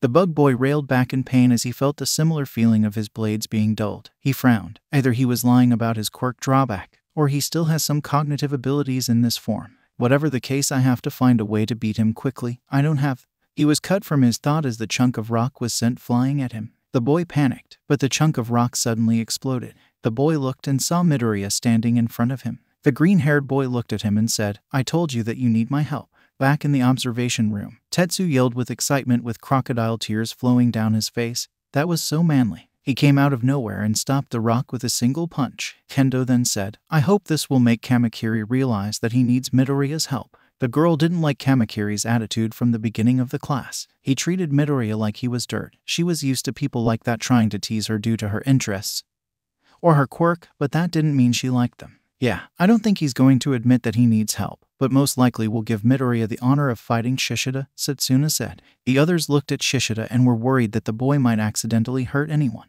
All Might stood there watching the match as he thought, "I'm sorry, young Midoriya, but today I'm going to act fairly. I can't show favoritism. You're going to have to prove yourself like the others." He then watched as his successor dodged a strike while dragging the bug boy away from the beast boy. Back with the heroes, Midoriya looked at Kamakiri and said, "We need to come up with a plan." "No, you stay out of my way." Midoriya sighed as he said, "Go." The boy looked at him confused before he said, "What do you mean? You want to win the exercise, right? Then go, I'll hold back Shishida." The bug boy waited for a moment before standing and walking away, saying, "Are you sure you can handle him?" He didn't want his help, but they were on time, and he didn't want to lose. "Yeah, I'm sure I can keep him at bay." "Are you sure your blades can cut through Shiozaki's vines?" "Yeah, I'm." Tagaru was cut off by a sudden yell. "Rahhhh." Both boys looked at their classmate who looked out of it, and Tagaru ran without the giant boy noticing him as Izuku attacked him with full cowling at 5%. "Man, my body stings a little, but I can handle it."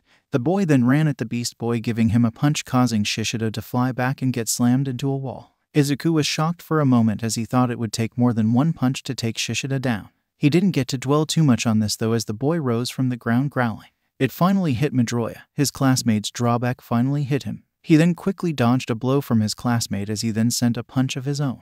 The giant boy took the blow as he launched his own hit back at the green-haired teen, managing to rip the bunny-like ears. Izuku then yelled, "Detriot smash!" He then smashed his fist into the beast boy's face. The giant boy staggered for a moment before recomposing himself and running back at the green-haired teen at full speed. The boy then swiped his claws at the green-haired boy. Izuku managed to avoid a hit to his face. However, he wasn't lucky enough to avoid being hit in his chest, which caused his costume to be ripped. Izuku then put his hand on his chest and noticed that he was bleeding.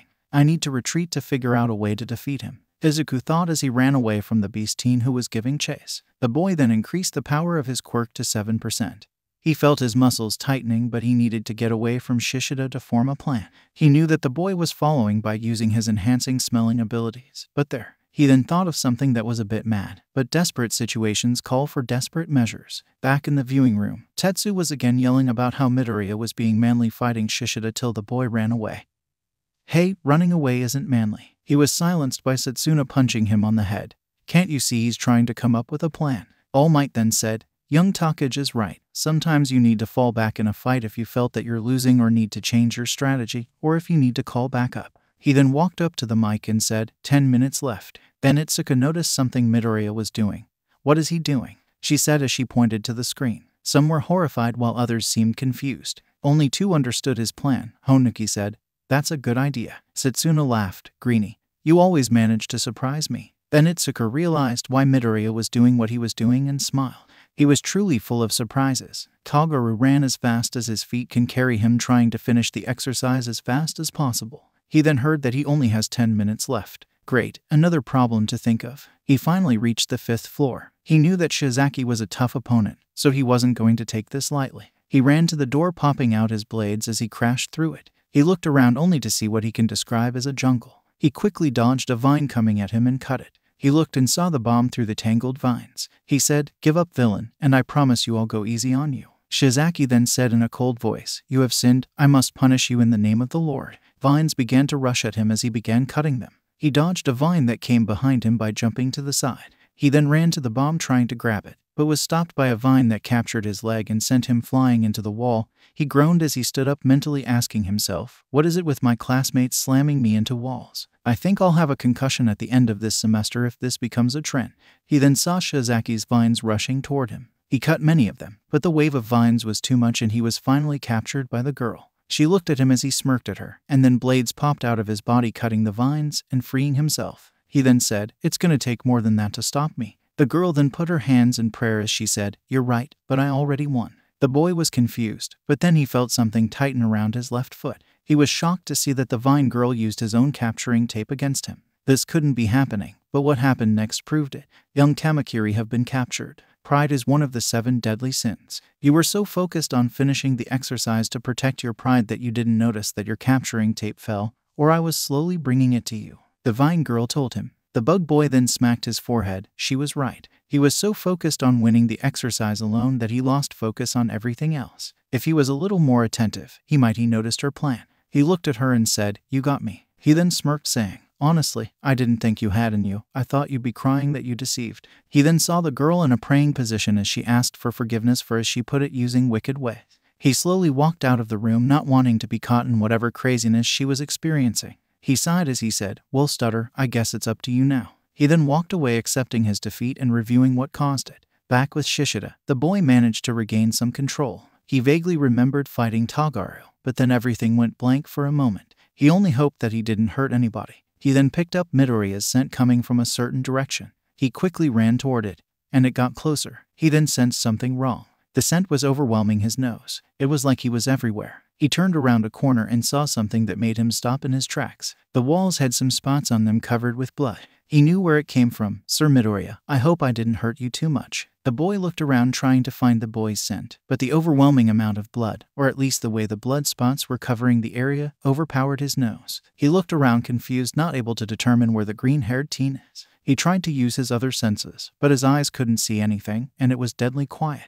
In other words, he was outsmarted. Back in the viewing room, Itsuka said, I see. He used his own blood to throw Shishida off his scent. If Shishida can't determine where he is exactly, he can't beat him. That's pretty smart of him, Setsuna said. That's really manly. To use your own blood to win a fight, it's really cool. Tetsu cried with tears in his eyes. All Might stood there astonished by his successor's ingenuity. Young Midoriya, you keep surprising me. The way your brain works is truly remarkable, but... He looked at the blood and shivered. Couldn't you find another way to trick him? Shishida looked around in confusion as he tried to find the green-haired hero. Without his sense of smell, he was lost. He then heard something move quickly. He didn't have time to think as Izuku yelled. Smash! He was then sent flying and got slammed into a wall. The green-haired boy looked at his beast-like friend and brought out his capturing tape. He slowly walked toward him only for the boy to jump, attempting to grab him. He barely managed to avoid the furry hand reaching out for him. He looked at the boy and said, I must admit, Shishida, it was kinda naive to expect you to go down from one punch. The beast boy then said, RAHH. He then added, smart move using your blood to throw me off your scent, but it ends here, hero. The boy then rushed at him as he swung his arm toward Izuku, but the green-haired boy jumped, powering his quirk up to 6% and sent a punch to Shishida's face which made the boy fall back, but he came back up quickly. He then swiped his claws at Izuku, who dodged, going under him and giving him another smash. But Izuku was beginning to feel the drawback of his quirk as his muscles began to hurt him, and his bones began to rattle. The Beast Boy then threw a punch that connected with Izuku's stomach, knocking the wind out of him. Izuku then stood up and ran at the boy, who swiped his claws once more. Izuku then jumped up, and the claws struck his legs. He swallowed down his pain as he went to the side, before coming back at the Beast Boy. He then smashed Shishida in the face with a 15% smash. The Beast Boy was then sent flying to a wall and crashed into another room through it. Izuku waited for a moment before walking to the boy. He saw that Shishida was now unconscious and in his human form. The boy then pulled out the capture tape and put it around the boy's arms. He then looked at his own body to assess the damage done from the fight with the Beast Boy. His arm was clearly bruised, not broken. It began to turn red, which in his books was a sign that he can continue. He looked down and saw that his chest was slashed and bleeding, but he can walk through it. Finally, his legs were also bleeding. He then moved them and hissed at the pain, but pushed forward. He then heard All Might say, "Young Shishida is captured. 5 minutes left." He sighed as he activated full cowling and ran to the 5th floor where thought the bomb with Kamakiri caught. It was up to him to catch the bomb. In the viewing room, Itsuka walked up to All Might and said, "Sensei, can you please stop the exercise?" The blonde hero looked confused as he asked, "Why is that, young Kendo? There is still time for this round." Kendo then said, "But sir, look at Midoriya. He seems to be in a lot of pain. He can barely stand." All Might then looked at the screen, and it was true. His successor seemed horrible with his chest and legs bleeding, and his arm didn't look too good. He was torn between stopping the boy from harming himself even further or allowing him to continue the exercise. He walked over to the mic not knowing what to say, but Setsuna then said, "That's a bad idea." Itsuka looked at her and said, "You don't honestly think that allowing Midoriya to continue like this is somehow better?" She then pointed to the screen. The lizard girl sighed as she said, "No, but we can't coddle him. Midoriya now is in his zone. I mean, look at him, his demeanor is different. The usual stuttering, anxious, and nervous boy is replaced by someone more confident. I think it is best if we see what he will do. If we can't handle small injuries from training, how are we going to be heroes? What Midoriya is doing now is the right thing. In desperate situations you can't back down. You must overcome your injuries and keep pushing forward because people are depending on you." Itsuka then nodded her head saying, "I hope this is a good idea," while Tetsu cried in the background saying that Setsuna was manly. All Might smiled as he said, "Once again young Takage is right. In situations where everything is hanging in the balance, we must overcome our pain and injuries. We must go beyond." He then lifted his hand as he yelled the school's motto, "Plus." The students carried on as they yelled, "Ultra." Back with Izuku, he managed to reach the 5th floor. He looked at his watch and saw that he only had 3 minutes left. He knew Shizaki was a tough customer, so he had to outsmart her and reach the bomb before she can catch him. He looked at the entrance, which was covered by vines, and powered his quirk to 7%. He then punched the vines, which blew them away. Once he entered the room, he saw the girl in front of him, while the bomb was on the other side of the room. The girl then sent her vines toward him. He then began to try and dodge the vines, which he was able to do successfully most of the time, and in some cases, he had to rip them off. He then ran to the bomb, but a vine caught his leg, causing him to hiss, and threw him back. The girl then said, "Midoriya, don't fall into the sin of pride like your friend, and give up." She then saw his state, and added, "You are in no state to fight. You fought now honorably, but it ends here." The girl then sent her vines from multiple angles and tied them around the boy. Back in the observation room, they saw Shizaki tie Izuku with her vines, and Itsuka said, "Please call it off. It's clear he was caught." All Might knew that his successor had 1 minute left, but he was caught. He went to announce his capture, but Setsuna stopped him by saying, "What is Greenie doing?" He looked at the screen and smiled. Izuku knew he was captured, and he didn't have much time left. If only he could hit her from here, he could free himself. He looked at his fingers, and an idea came to him. He then angled his hand from his binds in such a way that it was aimed at the girl. He then powered one for all to 20% as he flicked his finger at the girl, sending a huge burst of wind that not only cut his bindings but hit Ibara in her stomach, causing her to double over. The boy then fell and hit the ground as he looked at his fingers, which were bruised and red.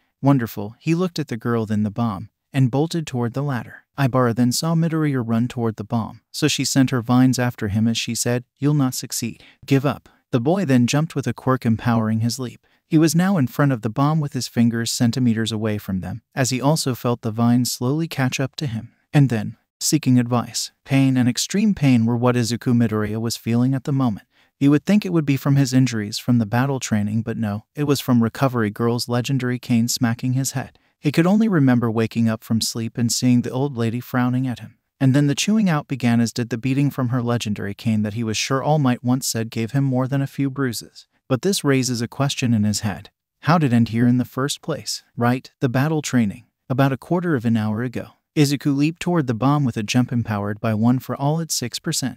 He could see the bomb in front of him. It was in his hand's reach, only a few centimeters away, but at the same time, he could feel Ibara's vines beginning to catch on him to try and stop him. It was just in front of him now, but at the same time, Ibara's vines began to coil around his leg. But much to Ibara's dismay, before she managed to get a good grip on him, he put his palm on the bomb, causing All Might to say, "Hero team wins." But even with the declaration, the Vine Girl was too engrossed in the fight that she yanked Izuku back and sent him flying into the other side of the room, causing the blonde hero to yell, "Young Shizaki, the hero team won.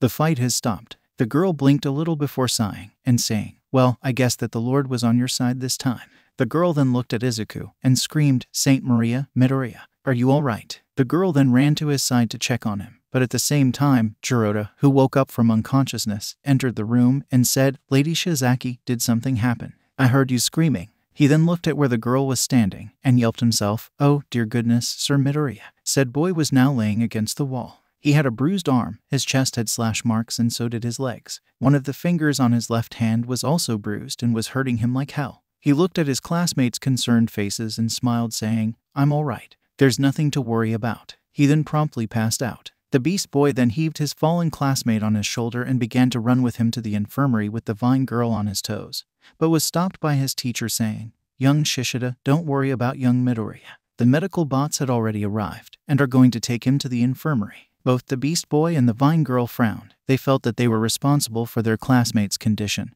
and wanted to go with him to the infirmary to make sure he was all right. Jiroda then felt someone tapping on his leg. He looked down and saw 2 medical bots holding a stretcher. One of the bots then said, "Cough him up, punk." Both of the students' eyes went wide as they felt that they were being mugged and not getting help. He hesitantly put Izuku on the stretcher and began to follow the robot out of concern.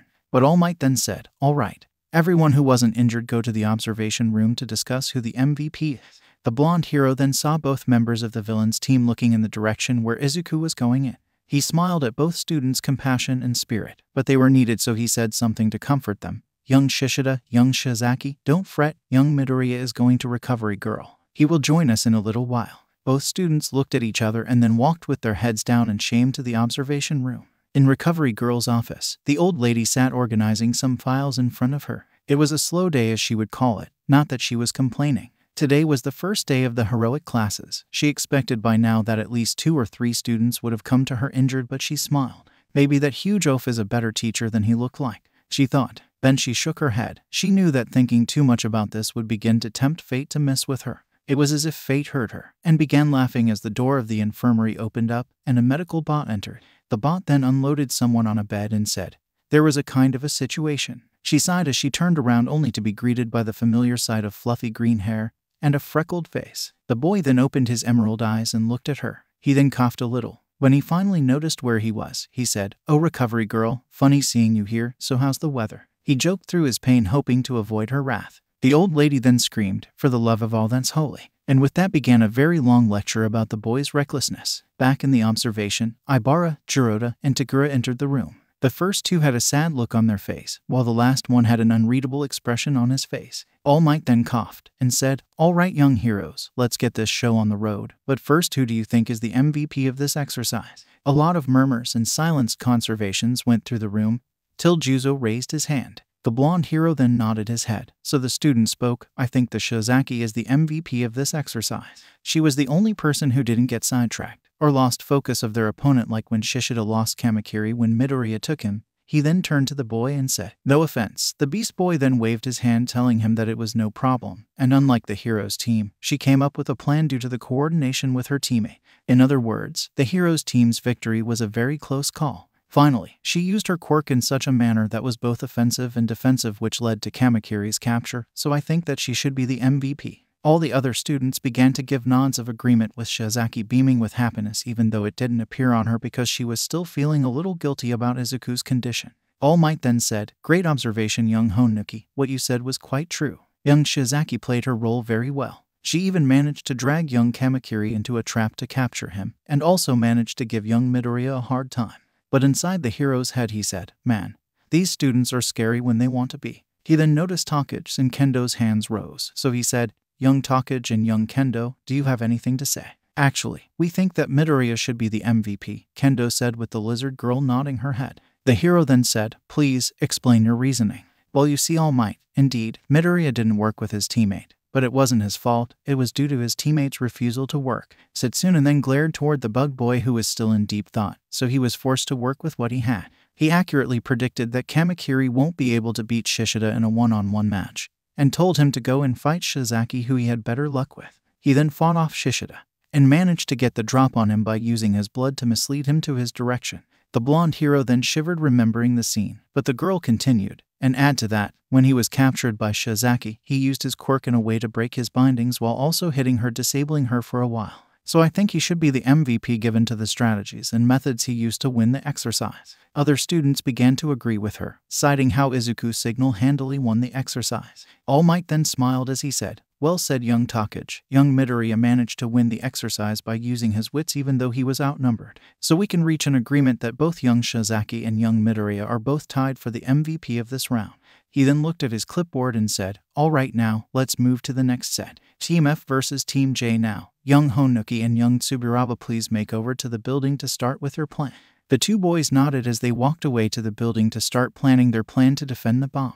All Might then walked to both Takage and Shota saying, "Young heroes, the villains are in their hideout. You must find the bomb and disable their plans." He then walked away after handing them the layout of the building as he did to the previous team. Takage looked at Shota and said, "So what are thinking of glasses?" The boy then tapped his chin as he said, "Both of our quirks naturally complement one another. If you manage to hit them, I can double the amount of force where the hit happened. So it's a win for us." The girl said, "Hardly," the boy replied before continuing. "While we can definitely take out Tsuburaba without a doubt, Honuki is a different matter entirely. His quirk can allow him to go under us and trap us without altering us. So we should be vigilant in each step we take in this building." The girl then nodded her head, as she then heard the buzzing sound announcing their entrance. Inside the building, Honuki looked at his partner and said, "Follow the plan so we can win this." The hero team then entered the building and walked carefully to the first floor, but found nothing. So they continued their trek to the second floor and also found nothing. They decided to venture deeper into the third floor and try their luck. Once they arrived there, something jumped out, or rather someone. The hard air user then jumped in front of them and created an air barrier. The boy then ran as Shota used double impact to break the shield, and they ran after him. The girl then disconnected her body and sent them flying. She tried to catch the boy, but every time she came close to him, he breathed out an air barrier. So the girl's floating mouth said, "Come on, dude, did you ever hear of a breath mint?" The boy smirked as he said, "I keep them fresh for you, lizard brain." The girl frowned as she sent her arm in the adjacent corridor and said, "It's on, bubble boy." The girl then sent one of her pieces and tried to hit him, but he erected an air shield. But what he didn't count on was a piece moving around the shield and punishing him in the face. He then fell, but bolted up quickly as he said in his head,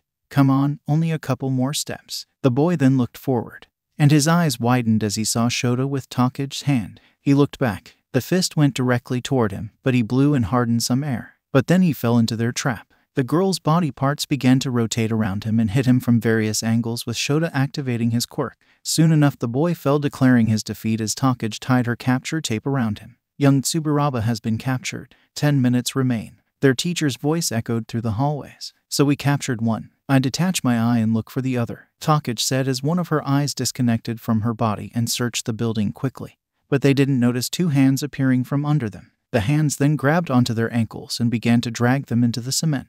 Before they can even react, they were neck deep down there. Suddenly Juzo began to appear in front of them and said, "Well, I guess that's that. Pity, I have to wait till runs out so I can win. I didn't capture you after all." "And what makes you so sure that you won?" Takage asked. "Because you're clearly stuck," the boy replied, but then felt a sudden tug on one of his arms only to look and see the girl's capture tape around it.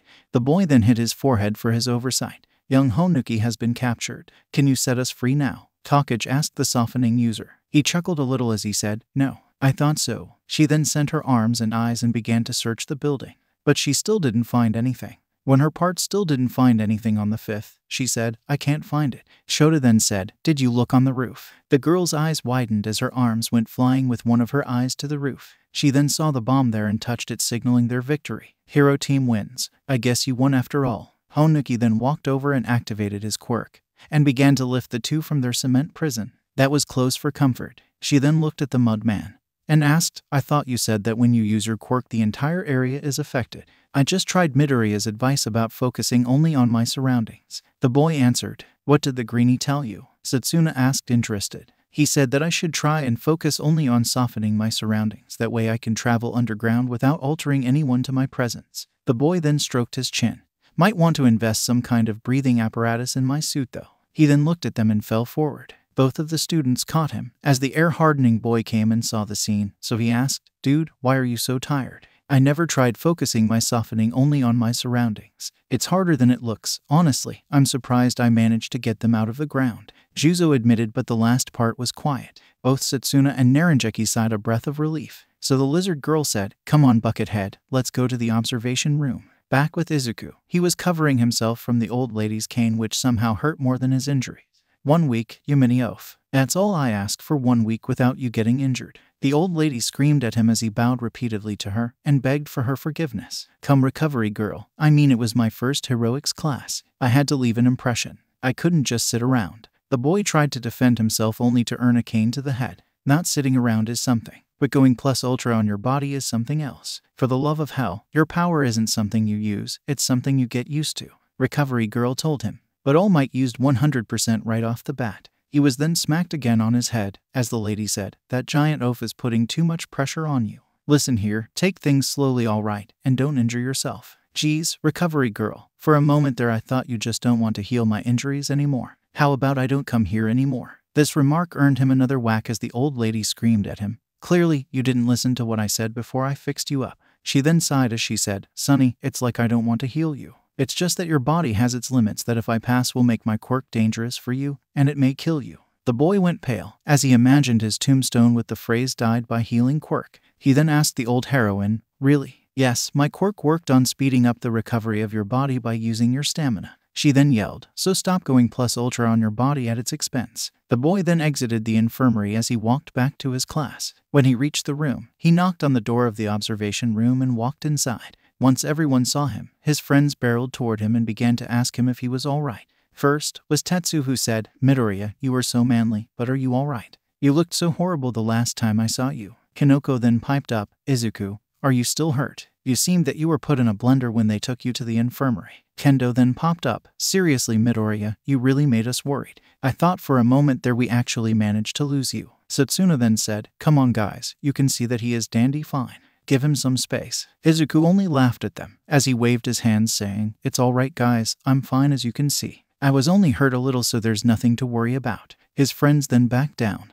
and he then asked, so what did I miss when I was out of action? Setsuna then tapped her chin, and said, well Greenie, if you want to catch up on what happened then you and Shizaki were declared MVP of your exercise. I won my own and was declared MVP. Shroomy over there won her match and was also declared the MVP of her own round.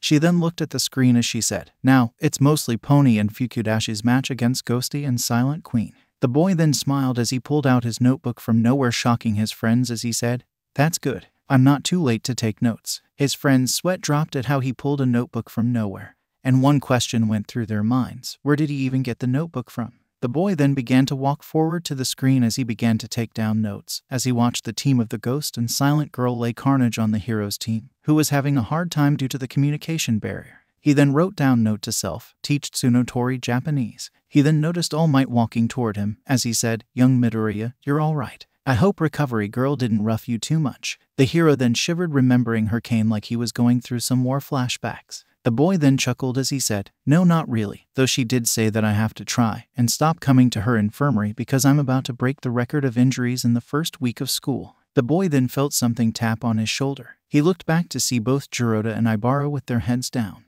The boy was alarmed as he said, hey guys, is there something wrong? You both seem kinda down. Can I help you in any way? He was shocked when both students bowed down as Jiroda explained the reasoning behind their actions. Sir Midoriya, we're both extremely sorry for the huge amount of harm that we caused to you. I can understand if you don't want to forgive us. We were in an exercise, and yet we inflicted heavy damage on you. Ibarra then carried on as she said, what he is saying is true. We hurt you horribly. We have sinned heavily. And I have heard at the end of the exercise when you were declared as the victor, but still, I fought you. Can you find it in your heart to forgive us? The boy just stood there confused a little as he tried to process. Did they really apologize to him? Is this really happening? He rubbed his eyes to make sure he wasn't seeing things.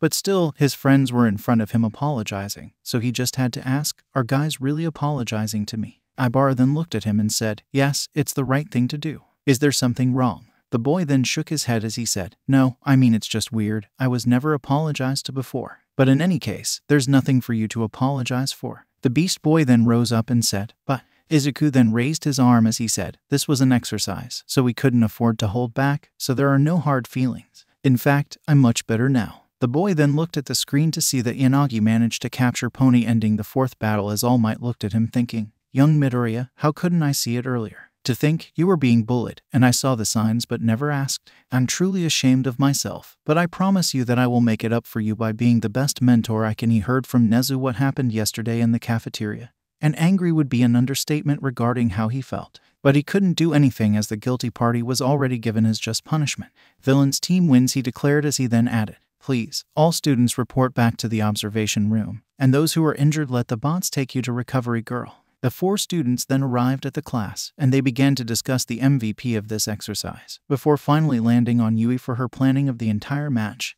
That's correct, young Kodai managed to win the exercise through her careful plans. Now the last group, Team A versus Team H, please prepare for your match. The villains team made of both Rin and Bondo made their way to the building as they began to plan their best course of action.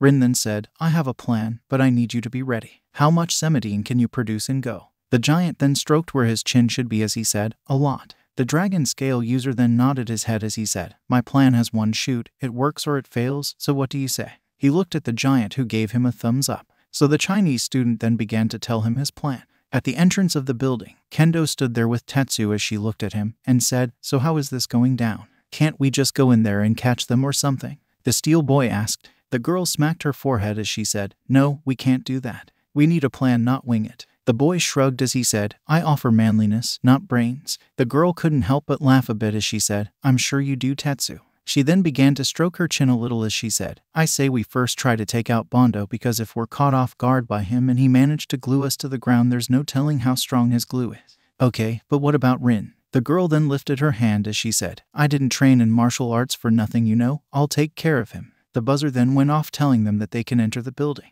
She then walked inside the building as they looked around.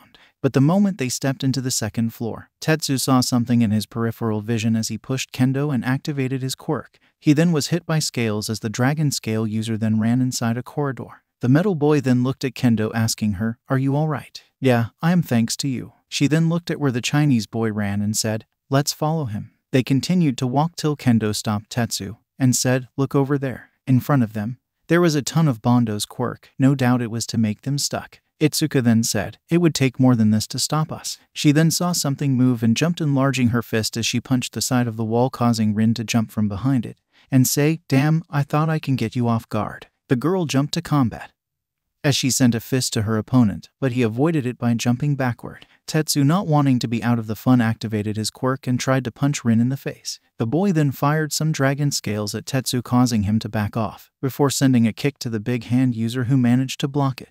Itsuka then tried to uppercut him, but he dodged. He then ran down the corridor with both teens following him. Rin looked at them and activated his quirk, firing plenty of scales at his opponents, which made them jump to the side as they tried to avoid him. The metal boy then said, enough of this. He then made his entire body steel as he took the barrage of dragon scales as they followed the boy. Itsuka then said, good work, Tetsu. The boy only flashed her sharp-toothed grin as they began to manage to catch up to Rin. Itsuka then used Tetsu as a jumping board as she leaped on him and delivered an air kick to Rin, who barely got out of the way. Before the boy can react, a fist met his face from Tetsu. Rin then looked around him and backed into a room. Itsuka noticed this and smiled. She then ran up as she enlarged her fist and punched Rin, who was occupied with Tetsu, into apparent unconsciousness. She then ushered for Tetsu to follow her inside the room as he carried Rin. She then kicked the door and jumped into it only to see it empty. She was confused till she heard her partner yell. She then saw Rin blast Tetsu in the head as he jumped away from him and began blasting at her and Tetsu, forcing them to fall to the ground.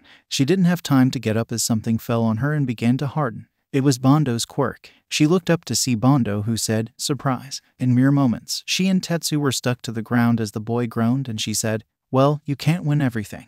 Rin then walked up to them and tied the capture tape around their bodies as the speakers said, "Villain's team wins. Now, can you get us out of here?" Itsuka asked as both boys began to help them. In the end, it was decided that Rin was the MVP of this match, but Kendo's sharp wits and skills were praised by her friends. By the end of the lesson, All Might stood in front of the class as he said, "Young heroes, you all did wonderful today, but now for the most important part of being a hero." The students looked at him confused as he yelled, "A heroic exit."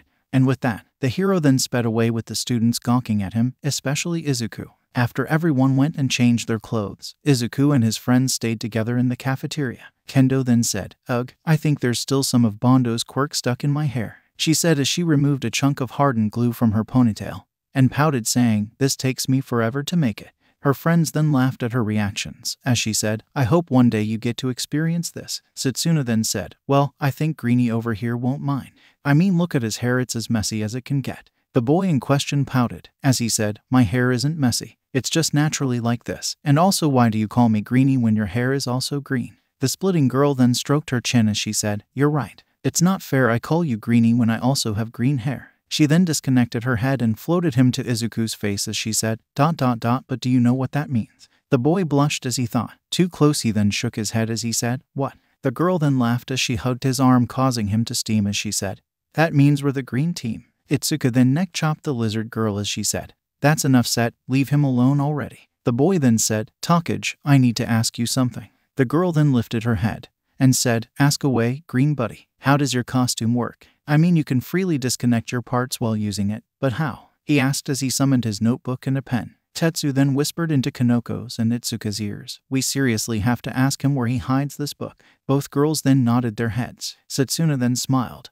"What do you mean, Midoriya? You have been checking me out, didn't you?" The boy panicked as he waved his arms, saying, "No, I swear that's what I wasn't doing. I was just curious about how your hero suit work." He then felt a finger put on his lips as the girl said, "SHHH, there's no need to lie. I know that I'm irresistible, so if you want I can take you out on a date." She laughed as Midoriya stuttered a reply to her accusation. She then said, "Calm down, Greenie, I'm joking. Now as for your question." She then pointed to her hair as she began to explain. "The costume is made from my DNA after I gave the support company a couple of strands from my hair." She then closed in as she whispered, "I can give you a little if you want." The boy chuckled as he blushed lightly. "No, thank you, but how does it work, and how does it differ from a regular costume?" "Always asking the right questions, Greenie," she said as she then began to explain. "My costume is made from my DNA, which was embedded into it. That means that whenever I use my quirk while inside my suit, the suit will obey my orders since it technically became a part of my quirk. And it differs from regular costumes in that if I used one I would have to go butt naked every time I split, or I will be restricted since my parts aren't free to move. In fact, I have a couple of gym uniforms that were made from my DNA." The boy was sitting furiously in his notebook as he said, "Wow, that's so cool." He then began muttering about how Takage was cool, making the girl blush a little as she chuckled at his muttering. She then flicked him when he began to turn blue. "Breath, Greenie, breath." The boy then stopped as he scratched the back of his head. He then said, "Today was awesome. I mean, it was our first step to becoming actual heroes. Though I wish I did better." The last part was quiet, but they heard him. Tetsu then said, "What do you mean, Midoriya? You were so manly today. How you kept fighting on even when you were extremely hurt. It was so cool." Itsuka then gave her 2 cents. What Tetsu said was right. You did amazing today, all things considered. Though you're due to learn some type of fighting style because punching can take you so far. She didn't forget to add some constructive criticism for his own sake since he couldn't just keep a style of randomly punching his opponent. Kanoko then added shyly, "I thought you were cool." Setsuna then exclaimed, "Dude, are kidding me? Today, you were awesome. I mean the way you used your blood to trick Beast Boy. And how you caused a hurricane by flicking your fingers. I mean, given that Bug Boy wasn't a team player, and you won the exercise single-handedly, I thought you did more than enough." The boy chuckled as he said, "Really thanks guys, but I'm only sorry that I didn't see all your matches, but I bet you were really great." Setsuna then smiled as she hugged Kanoko. "You should have seen Shroomy over here. She covered the entire building with mushrooms, as her partner jumped from one black mushroom to another. Once the welder boy and spinning Jack entered the building, they were down for the count. I mean, when they thought they caught Kiwara, Shroomy was like Shroom as she covered them with mushrooms and won the round. I think they'll have nightmares for weeks." While Setsuna was telling the boy how Kanoko won, said girl was blushing while Izuku was writing down notes. "That was really cool of you, Komori. I see that you did an awesome job." Izuku complimented the mushroom girl who blushed as she thanked him. Tetsu then frowned as he said with a sad aurora around him, "Is it only me and Kendo who lost their match? It's not a big deal, Tetsu. I mean, you did your best, but everyone loses once in a while, so don't beat yourself about it," Izuku said as he turned to Itsuka. "Kendo, you said that I need to learn some fighting styles, right?" The girl nodded as Izuku then asked, "Can you teach me?" The girl looked at him and smiled. "I would be happy to." She then stood up and grabbed Izuku and told him, "Let's go talk to Kan-sensei so we reserve a training room for us." He then saw Setsuna walk up saying, "I'll help too." Izuku looked at the other two and said, "If you see Pony, tell her to meet tomorrow morning so I can help her with her Japanese." Vlad was not having a good day. He frowned as looked at the results from Nezu's investigation in Aldera High, the school where Izuku went before coming to UA. He was half set on going there and tearing it down brick by brick, but from what Nezu told him he was already on it. He then heard a knocking sound on his door, so he said, "Enter." He looked only to see 3 of his students enter the room, before Itsuka stood in front of him and said, "Sensei, can we reserve a room for the afternoon today and a couple of days in the coming weeks?" The blood hero then stroked his chin as he said, "Why do you need that?" The girl rubbed her shoulder, saying, "Well, Sensei, Midoriya asked me for some help in his fighting style, so I thought I could use one of the training rooms in UA. That is if there's no problem." The blood hero then shook his head saying, "No, just out of curiosity. It's a good thing that you brought this up because I was about to talk with Midoriya about this." The students then tilted their heads and asked, "What?" "I was going to take Midoriya and train him in the afternoon in a sort of after-school activity to help him increase the amount of energy he can handle in his quirk," Vlad explained. The students nodded their heads as he said, "Now since that is covered, meet after the classes end in the training ground Gamma." The students nodded their heads as they returned to their classes. Vlad then picked up his phone saying, "Cementos, I need a favor from you to ask. Meet me this afternoon in the training ground Gamma." The 3 students then walked together to their class. As Izuku said, "I can't wait to see what Vlad-sensei is going to give us." "I think you mean you, Greenie. Plus, you're excited about anything regarding heroes," Setsuna said as she came to learn from the previous 2 days that Izuku is a huge hero nerd. "Haha, I guess so. But I still think it's very cool that a pro hero will train us privately," Izuku said as he walked beside the 2 girls. Kendo then looked at him and said, "Midoriya, bring today your A game because I won't go easy on you during training." The boy smiled as he nodded his head. They then entered their classroom as their regular subjects began. In the afternoon as school ended, the 5 friends walked out of their classroom as Kendo asked Tetsu and Kinoko if they wanted to come. "Are you guys sure you don't want to join us? The more the merrier." Tetsu said, "I'm sorry I can't. I have to go visit a relative of mine today. Plus the math homework is something out of hell." This earned him from Setsuna, "If you don't sleep during the class, you won't find it hard." "Shut it, Alistair. You don't know the amount of torture I go through. And I still can't get how you barely study and get high grades," Tetsu said as the girl smirked and said, "A magician never reveals his secrets." The mushroom girl then said, "I really want to, but I need to train my quirk a little bit. I found new formulas that I want to test out. Maybe tomorrow I'll join you." The 5 then went their way, as Tetsu and Kinoko left to go home, and Itsuka, Setsuna, and Izuku went to training ground Gamma. When they entered, they saw Vlad King standing with their literature teacher Cementos. The latter was asked by Vlad, "Now, I want you to make for me a couple of ramps, blocks, and walls."